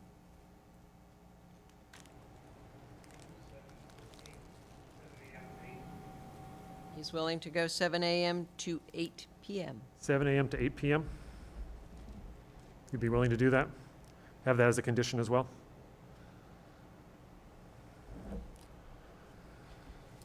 Okay.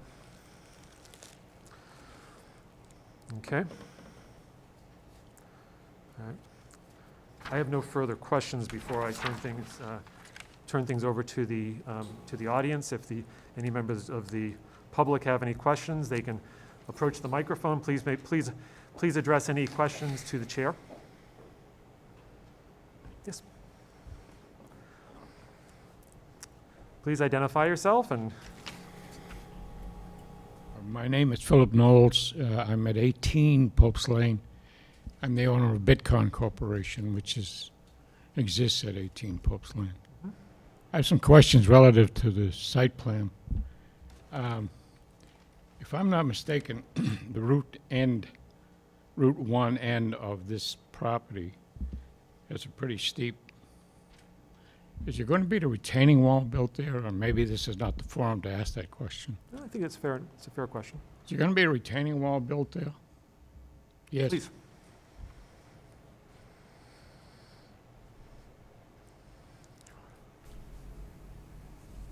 Yeah, yes, there will be. There is a retaining wall proposed along 2 property lines. This one here and coming up the driveway right here. That's correct. Is it the Route 1? There is no retaining wall proposed on the high side up here. Hold on, I take that back. Apologies. There is a smaller retaining wall right here. Okay. not one up at the Route 1 corner, if that's what you mean. Well, Our that's- property touches Route 1 at a corner, literally a triangular corner right there.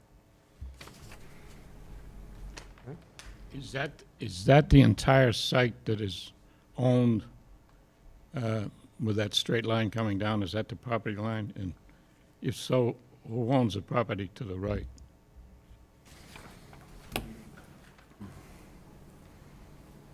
The applicant can address that. Sorry. Should be a pointer underneath that podium to you as opposed to that label. It's owned You want by me to the use the town. Yeah, pointer? yeah. There's a pointer if that would be easier. I, Do you want to drag the mic over? Sure, you can drag the mic if you want, either way. it's faint. Just be careful. This is owned by the next door property is owned by the town of Danvers.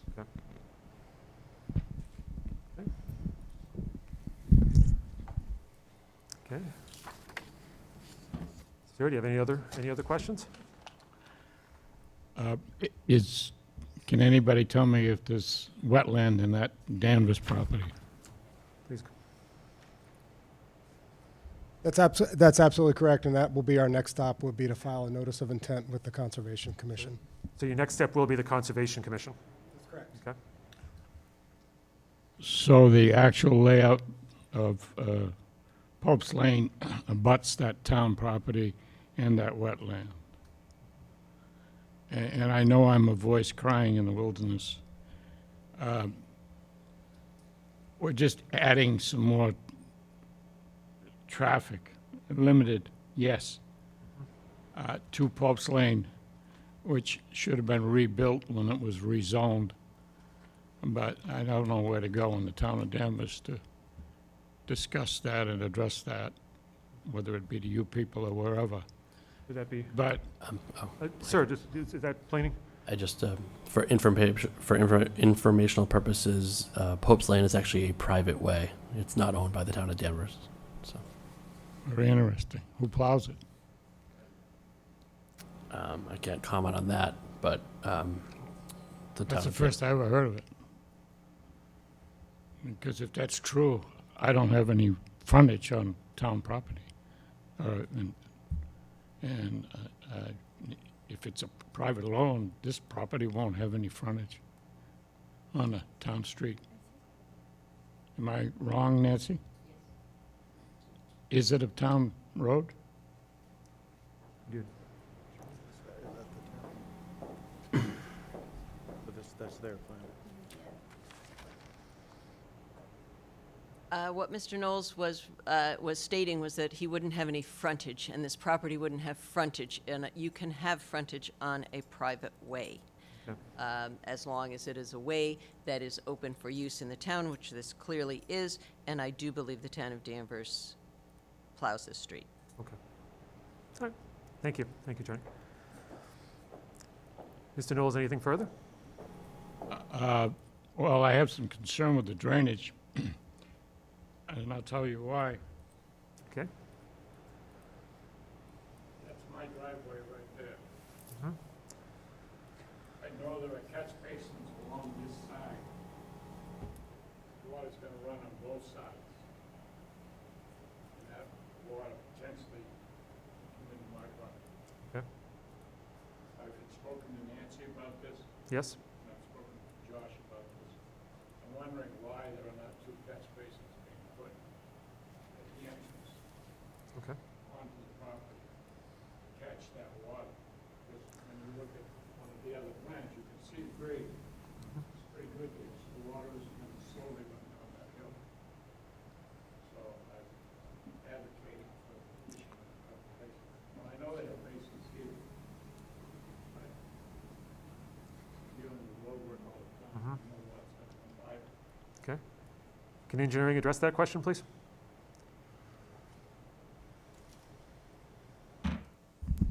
As to whether or not there's a need for a second catch basin. Yeah, he's correct. We did purposefully place the catch basins on the right side of the driveway because the driveway is pitched to this side. If we were to place a catch basin right here, or say here, or anywhere on the left side, it would catch virtually zero water except for what fell on it directly. because the driveway is pitched to the right. So you're saying then does the approach that you're doing, would that minimize concerns to Mr. Knoll's property? It would minimize concerns. It's not a typical crowned road like you would see on a normal road. There would be a small amount of bypass past the last catch basin, but if you look at the stormwater report, it's still the same amount of water that overflows off the land today onto Pope's Lane. That's part of the, I'm sorry, go ahead. You're super elevating that driveway. Drain line that That's correct, yes. Okay. All right, thank you. Any other members of the public? Mr. Bradstreet?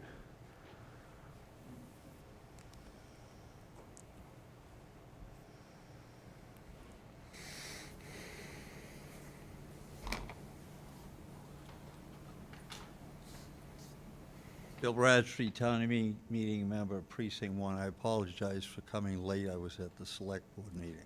No, When you we're talk happy ab- you're here. Excuse me? We're happy you're here. So am I. When you talk about the property and the topography, is there some vegetation?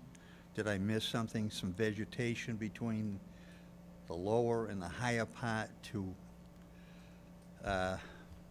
mitigate the noise, the view, whatever? Okay. I don't care, please, not a deciduous, I think some arborvitae, whatever would be more permanent year-round to the aesthetics plus the noise. Okay. Thank you. Thank you.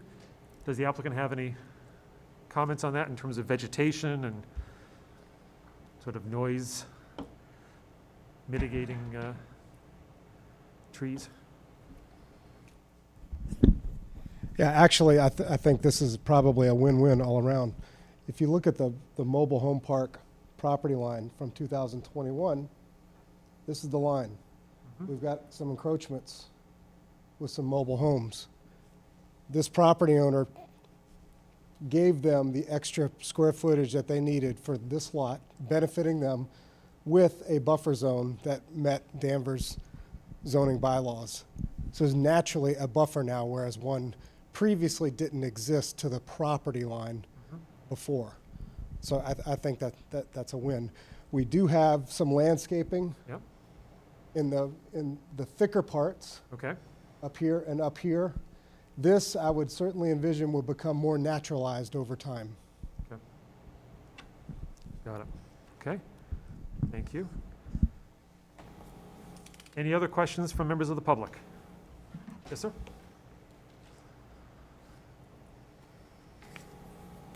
You doing?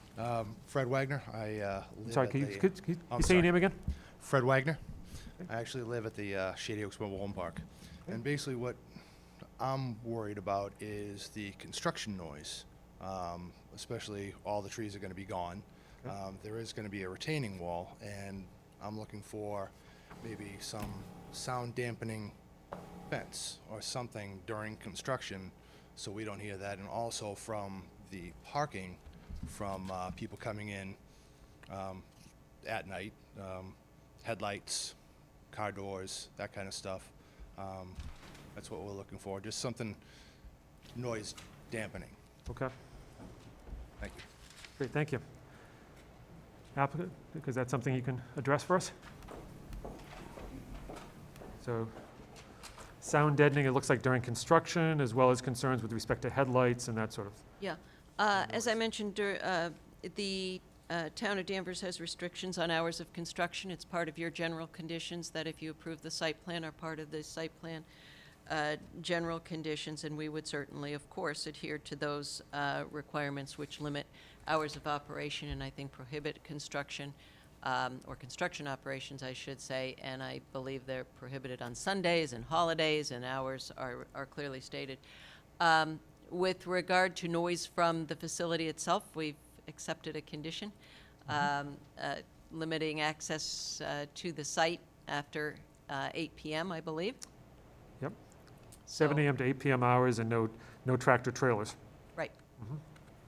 Okay. So I don't think there's a need for anything further than that. I mean, this is going to be a quiet operation. Right. Plus, we've limited the hours anyway What about a concern, I guess, in terms of, I might have, heard this as well, in terms of light pollution as well? I know obviously we're looking at, it gets dark at 4 o'clock at night, and so is there any concern in terms of like any need for fencing and such with respect to that Route 1 site, the mobile home park, with respect to lights kind of shining into the park? I think the parking spaces are well below. Could you Elevation. explain, Yeah. just for Sorry. the residents as well? Sorry. If we could get the site plan back up, please. Yep. One moment, sorry. I was just trying to multitask.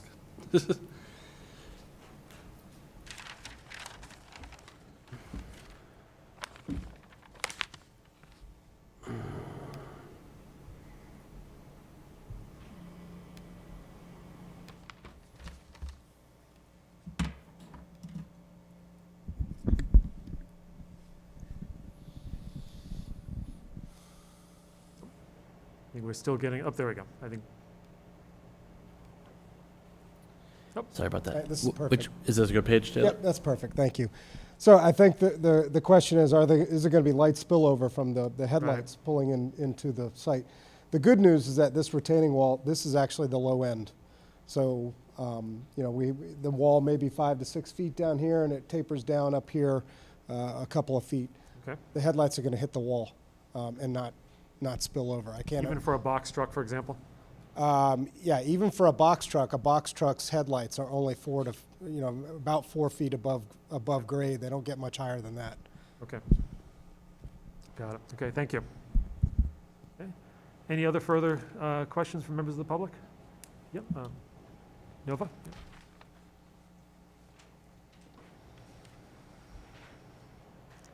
Nova Samade, Town Meeting Member, Precinct 1. I'm just curious as to if you know how many trees are going to be removed and how many are going back in. I don't remember the number, but I'm just curious about that. Great, thank you. Address that. How many trees removed? We do not have a count of the number of trees that are going to be removed. However, we do have 14 trees that are proposed to be planted that are outlined on the landscaping plan. Okay. In addition to 76 shrubs and I think it's 40 ground cover plants that backfill. So that's a net. So there'll be, at the end of the day, there'll be 14 trees, 76 shrubs. That's correct. And the trees are a combination of dogwood, eastern red cedar. Apologies, I am not a landscape architect, like I said. Sweet gum, northern splendor, tupelo, and they're all fairly heftily sized, around 3 to 3.5 inch caliber. Okay.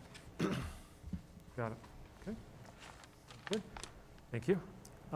Any other questions? I think I saw the gentleman there.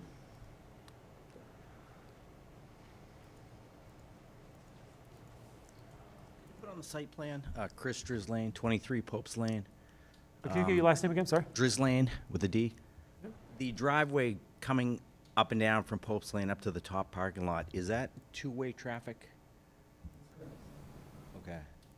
Do you foresee, because of the nature of Pope Lane, the northern end of it, how skinny it is, do you foresee anyone parking on the side of the street or obstructing the traffic waiting to pull into the parking lot?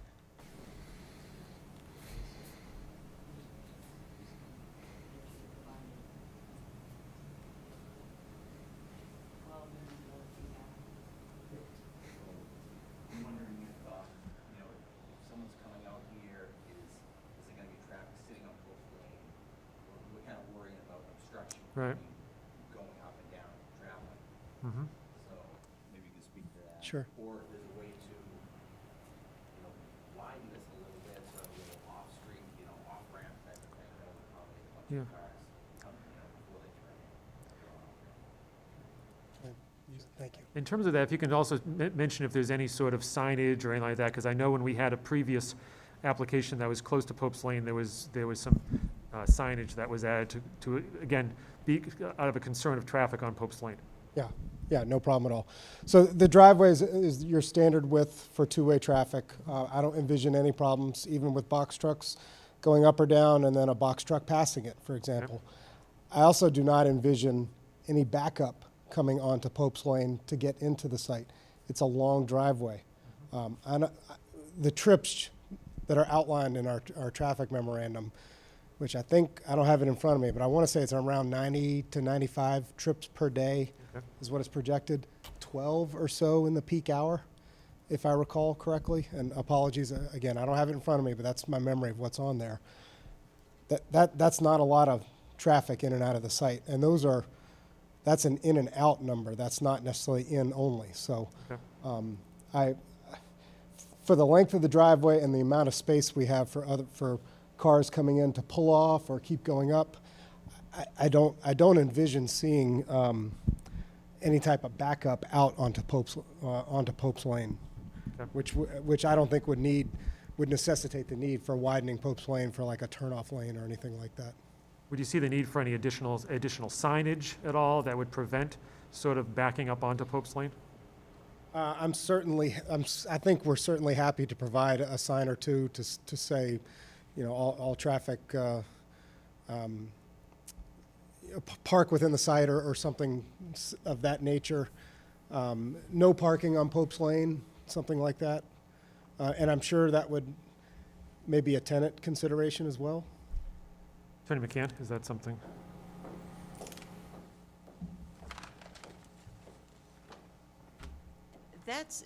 Our trip generation is so low Okay. at this site, and we did submit a traffic trip generation memorandum, which I do have in front of me, and it was 93 vehicle trips per day, 12 vehicle trips in the peak hour. That's 6 cars going into this, in and out of this site. So there's not going to be a backup on Pope's Lane. That's something we would take a condition that should there be an issue with cars queuing into the site onto Pope's Lane, that we would put up signage and take whatever steps. I do not see with this trip generation and that long driveway and the amount of parking that we have, which we think is certainly sufficient, that there would be that type of problem. Okay, You could even put a condition that there will be no queuing on Pope's Lane. I would avoid saying there are no parking signs because you know what? People park on Pope's Lane, and it has nothing to do with this site. But there is parking on Pope's Lane. But you're willing to take as a condition that there be no queuing on Pope's Lane? Sure. Okay. Thank you. Any other questions from members of the public? I see Mr. Bradstreet, do you have another?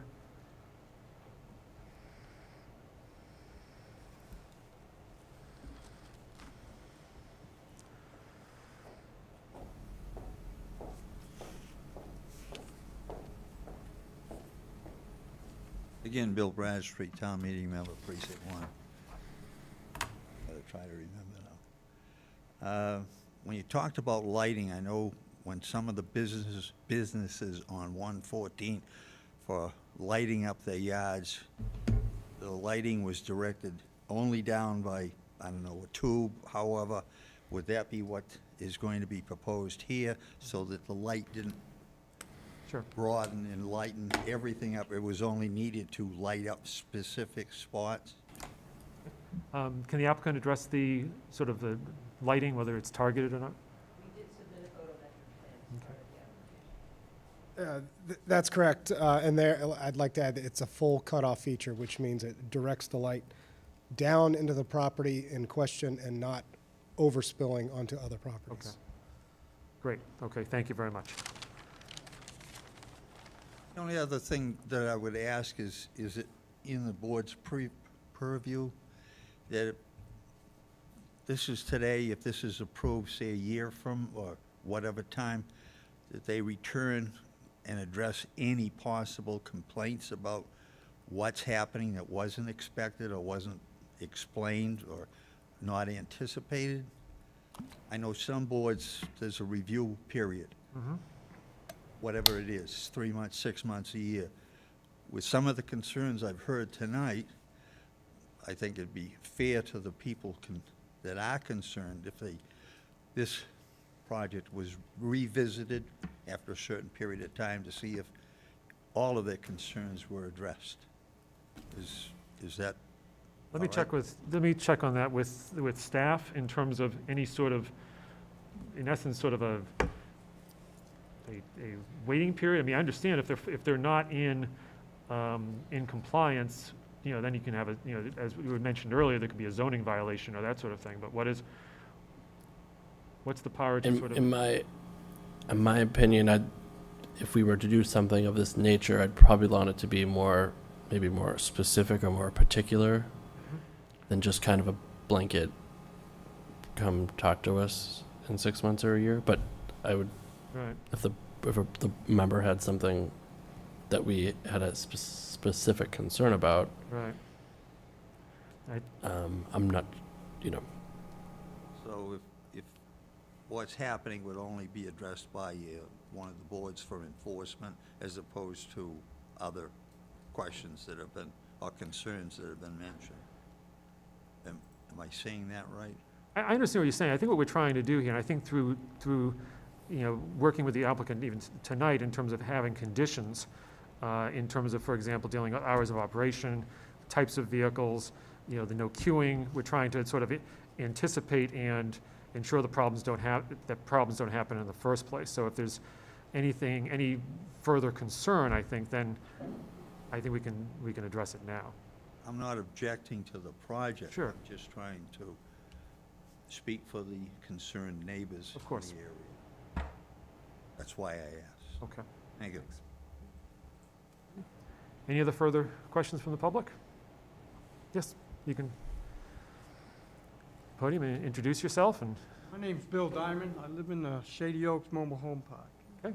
And what we were hoping for was a wall to prevent, exhaust, viewing the site, the storage site facility. People living in a mobile home don't want to look at a big building, trucks coming in. So we were hoping for a wall to kind of block the view. Or, other things that may happen, like, exhaust from trucks, something like that, people wouldn't view the area. So we're hoping for an obstruction, a wall to obstruct this. Okay. All right. Thank you very much. No, thank you, sir. Attorney McCann, is that something, I think we probably addressed that already, but could you address the concern about a wall or? buffering. I think it's already been addressed, but just. Yeah, I think we have addressed it. I think the topography itself of this site addresses that. This building also, if you look at the way it's positioned, it's a good distance away. The building itself is not up against the common lot line. And How far again- is it approximately? Is it, Taylor, how far, rough? how far from the lot line? Yeah. Yes.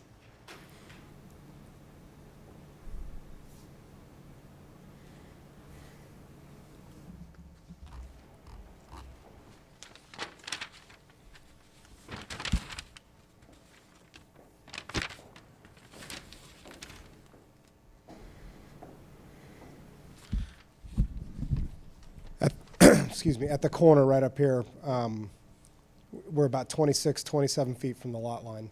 Okay. And then as soon as you leave that corner, it's farther away than that. Okay, but that's the closest That's the closest. to the That's lot correct. line. That's correct. Okay, thank you. From the loading door, it's significantly farther. I don't have that dimension on the plan. Just a quick back napkin count, you're looking at 75 feet from the loading bays. Okay. Got it. Okay, thank you. Okay. Any further questions from members of the public? Okay, I'll turn things back to the board. Jean, do you have a question? Yeah. Can you just say how high the retaining wall is, just for the neighbors?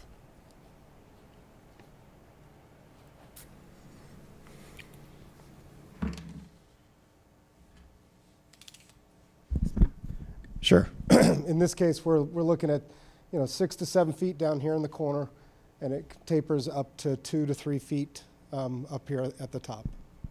Thank you.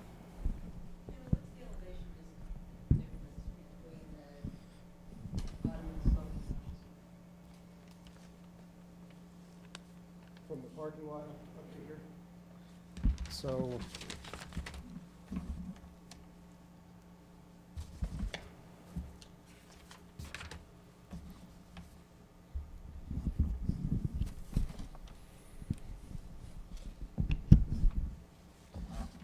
down here in the corner, the parking lot is roughly around elevation 110.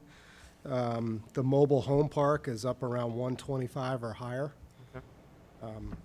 Our wall is lower than that. Up at the top here, the parking lot is around 108 to 109. Top of the retaining wall is about 111, and the mobile home park and the property goes up from that. I'll have, on that corner, I don't have full elevation information on the mobile home park, but everything that I see in terms of this slope right here and these contours, they're in the 120 or higher range.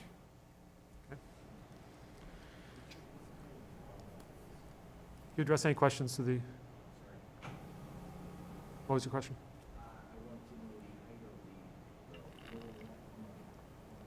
Height of the lower wall?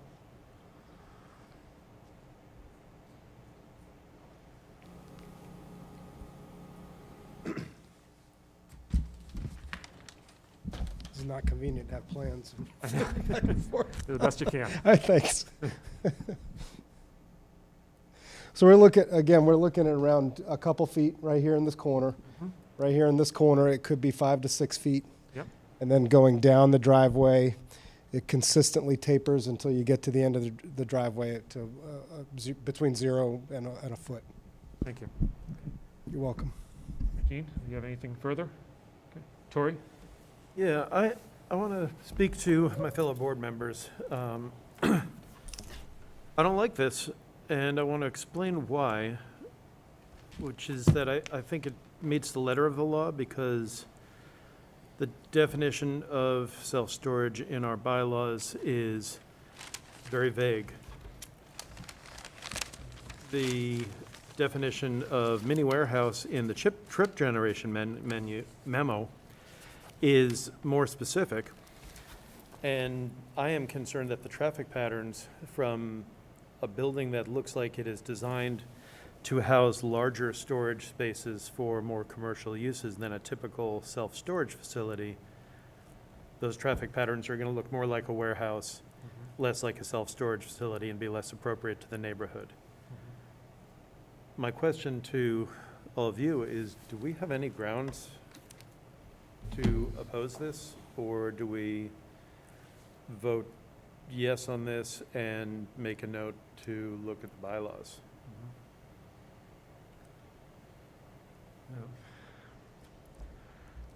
I mean, I think just in terms of, and Josh can, chime in as well, but I'm of the mind of it seems more of the latter in terms of that there seems to be enough vagueness and we do have a zoning interpretation that we received, that it does fall within that it falls within the bylaws. And so I think it's definitely, though, a concern that we do want to, I think it's definitely a concern that I think should be raised, prospectively. I don't know if it's something that we can do that tonight we can oppose based on just the current zoning bylaw. I'm sorry, you said you do or don't think that we can? I don't think. Okay. Yeah. That's also my opinion. I don't think. And just to clarify for the public, we don't get to make the rules. We don't get ultimate power of decision. If we make a decision that's not supported by the bylaws, that can be appealed, that can be overturned. Luke, can we have, so I think Mr. Bradstreet suggested come back for a review. Can we review the traffic in, I don't know, what's the time period? 6 months, a year after it's in operation? Yeah. I guess I think that time frame is appropriate. What's that? That time frame is appropriate from, I would say, 6 months or 1 year after, after it's open, operating or open. Yep. I guess where I sit, if we could briefly discuss what we'd like to review and or our, is it the amount of traffic that's I think the concern is raised in terms of traffic circulation, so is that something we could revisit the traffic circulation with staff in terms of, 6 months from opening or 12, 6 to 12-month period from opening? that the applicant would work with staff to ensure that the traffic circulation is functioning properly on site. Does that sound good? Something of that nature? If I may, how do we do that? Does the town have capacity to count vehicles on the road or anything like that?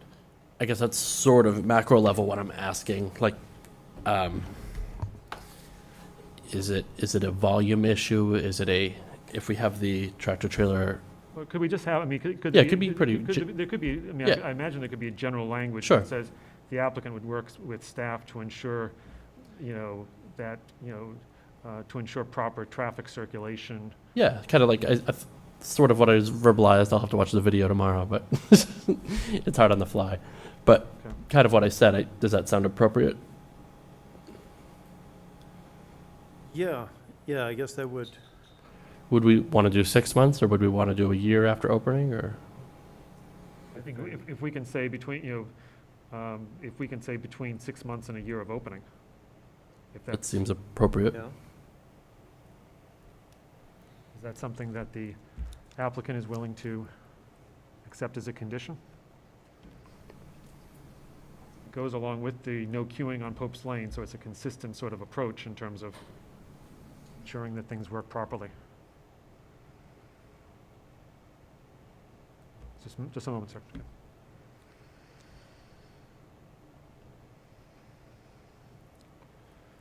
I've had another possible suggestion. Sure. Yeah.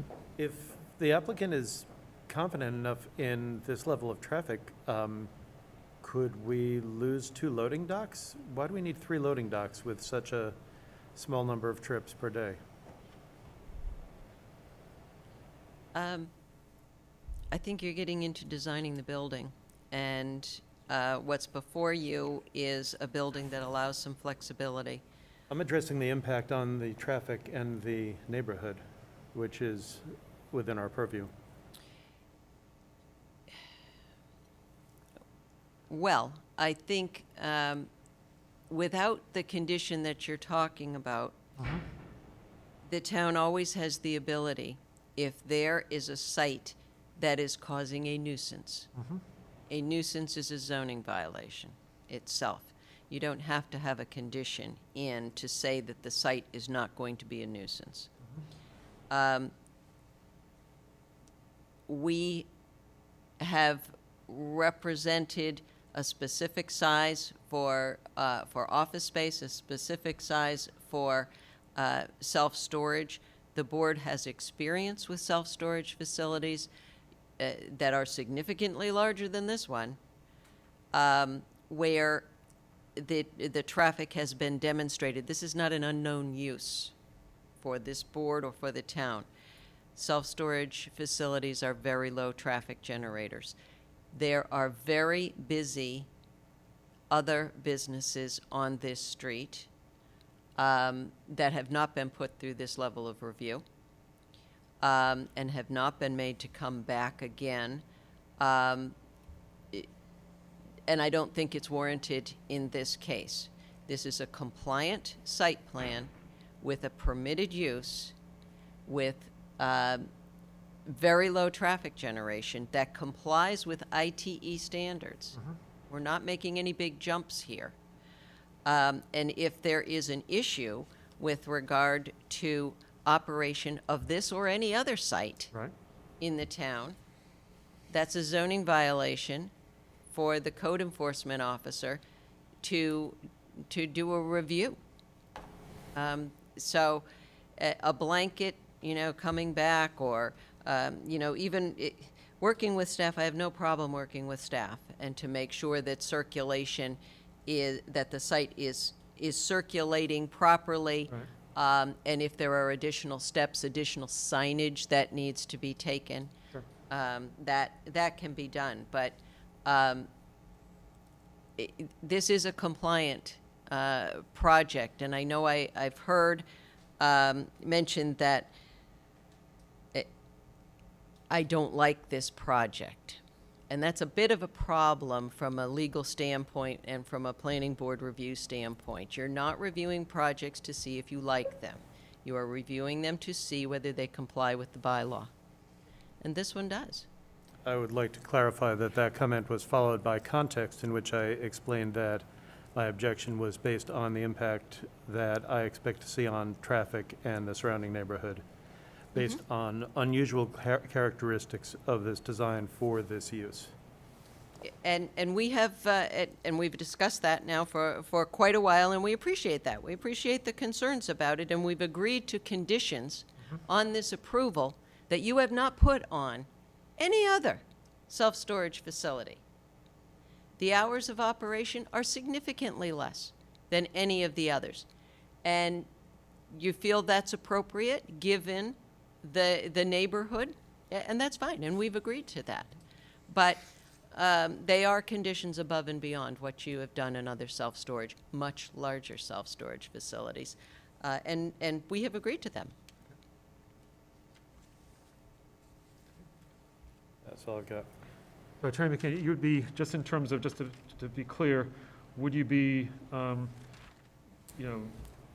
would you be still willing to include as a condition the language we talked about in terms of willingness to work with staff to ensure proper traffic circulation within 6 to 12 months of opening? Millen, I will ask, and I think it has to be, it has to be somewhat limited as to working with, no problem working with staff. Okay. To ensure proper traffic circulation. Circulation through signage, and, that's fine, so that we're not looking at more onerous review than that. We've showed you how the site circulation is going to Sure. work. We have said and would have agreed to a condition that there won't be queuing out onto Yep. Pope's Lane. We are confident in the amount of parking that we have and the circulation.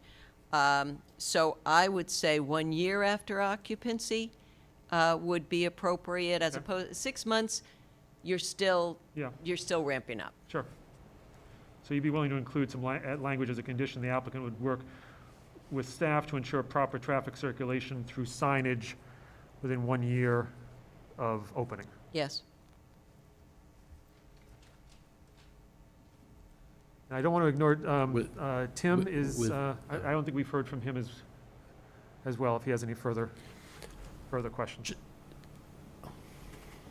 Someone jumping in there, was that you, Josh? Yeah, I'm so sorry. Oh, I'm sorry. I'm not sure if Tim wanted to comment next. I just wanted to, on that, within 1 year, it's sort of like you could do it anytime within 1 year. Do we want to say add a year? Add a year. Yeah, add a year, just to, Yeah. Thank you, yeah, at sorry. 1 year. Didn't interrupt, Tim, I'm sorry. Tim, go ahead. No, I think we've gone on long enough. I certainly agree with Tori. I think,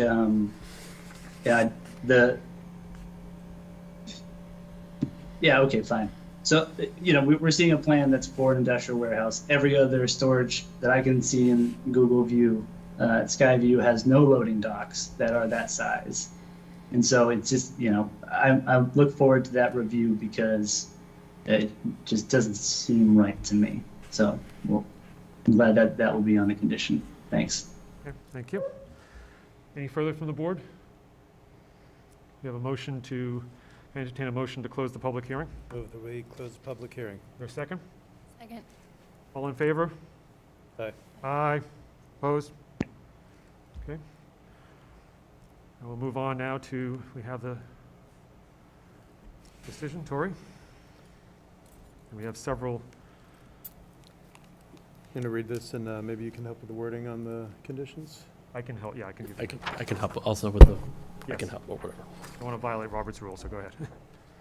The Danvers Planning Board finds the site plan submitted by the Huntington Development LLC for property at 13 Pope's Lane, Assessor's Map 40, Lot 14, to be in substantial compliance with the criteria and regulations adopted by the town. Details of the plan review can be found on the following plans: 13 Pope's Lane, Danvers, Massachusetts, prepared by BSC Group, dated July 8th, 2022, consisting of 18 sheets. The following submission requirements have been waived. 1, Section 4.3.1, title sheet, Section 4.3.1.a, all existing buildings and principal buildings are shown on the title sheet. The land use of each lot is not shown on the title sheet. Section 4.3.1.c, all lot lines in a general manner are not shown on existing conditions plan, EC 1.0. Section 4.3.1.d, existing contours at 1-foot intervals are shown on the existing conditions plan, EC 1.0. 2, Section 4.3.2, site analysis plan, no site analysis plan submitted. Existing contours at 1-foot intervals are shown on the existing conditions plan, EC-1.0. Wetland boundary and wetland buffer boundaries are shown on the existing conditions plan. Stone wall is shown on the existing conditions plan. 3, Section 4.3.3, dimensional regulations plan. No dimensional regulations plan submitted. Lot lines are shown on the overall site development plan, OV-1.0, and existing conditions plan, EC-1.0. The yard setback for the proposed building is shown on the overall site development plan, OV-1.0. A zoning dimensional table showing existing and proposed lot area, frontage, yard setbacks, building height, and impervious surface is shown on the overall site development plan.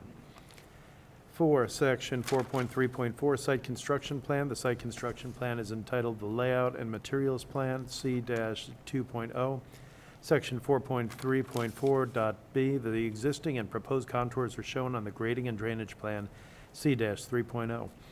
Section 4.3.4.f, the proposed drainage system in general is shown on the grading and drainage plan, C-3.0. Section 4.3.4.g, proposed landscaping in general is shown on the plantings plan, L-1.0.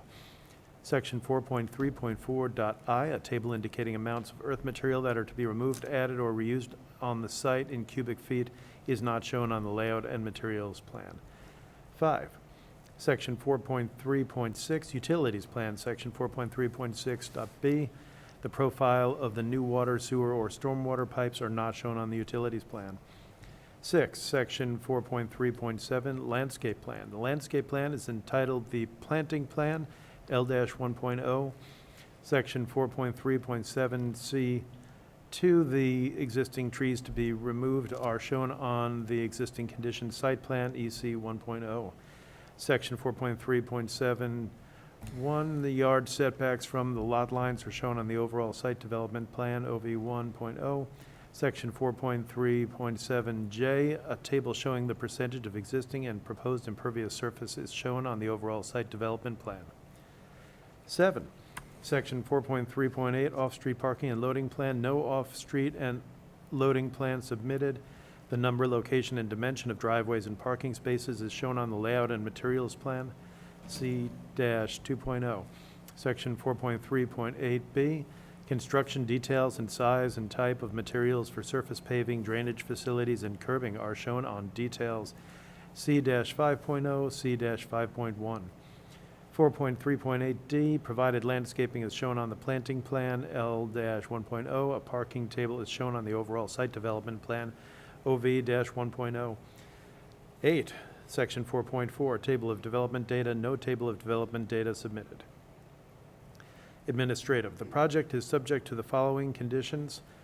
The applicant agrees to satisfy all the comments in the Danvers Engineering Division memorandum dated November 10th, 2022. This project is subject to the attached list of general conditions.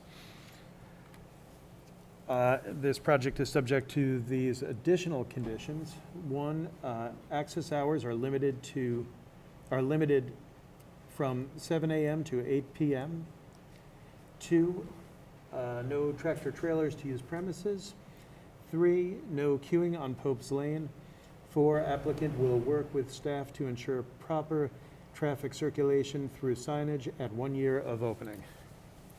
Compliance review of this site shall lapse within 3 years from the grant thereof if construction has not begun by such date. Thank you, Tori. Tori made the motion. Is there a second? Second. Okay. We have a second to the motion.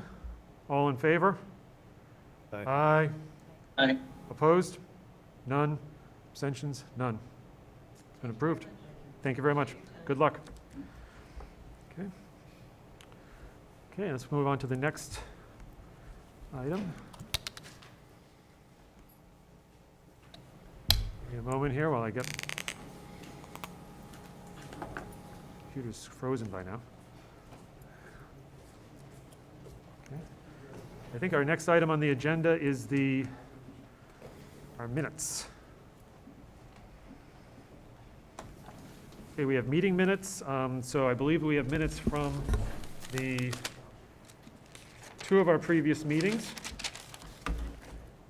We have meeting minutes from September 27th, 2022, and from October 25th, 2022. So I'll start with the first meeting minutes from September 27th. Entertain a motion to approve the minutes. I'm going to abstain here because I wasn't present. Okay, we have one abstention. You can, I will make a motion that we approve the minutes from September 27th, 2022. Okay, is there a second? I was also not in attendance. you can, just for information purposes, you can still vote on them even if you weren't in attendance, but just, Still voting it? yeah. But,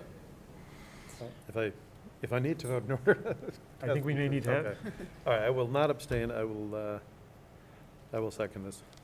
Okay, very good. So first by Jean, second by Tori. All in favor, please say aye. Aye. Aye. Aye. Opposed? Abstentions? None. Okay. The minutes from September 27th, 2022 passes. Next minutes are October 25th of 2022. 20, oh yeah. Okay, has everyone had a chance to review? And I'd like to entertain a motion to approve the minutes. I move that we approve the minutes from October 25th. Okay, Tori. First by Tori. Is there a second on that motion? Second. Second by Jean. All in favor, please say aye. Aye. Aye. Opposed? Aye. Oh. Tim, was that yes? That was an aye. Oh, that was an aye. Okay, very good. Okay. Opposed? None? No abstentions. Very good. Those minutes pass. Anything else, Josh, we have that's, I know we have, that's it for our agenda.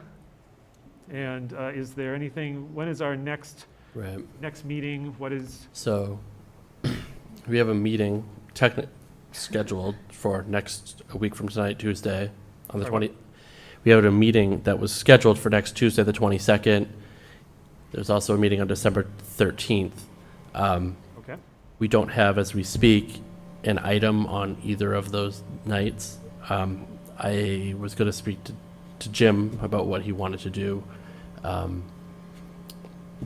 will circle back with the group as soon as I can, hopefully by tomorrow or Thursday, just about next week. I don't have an application. There might be there will likely be an A&R at the 22nd or the 13th.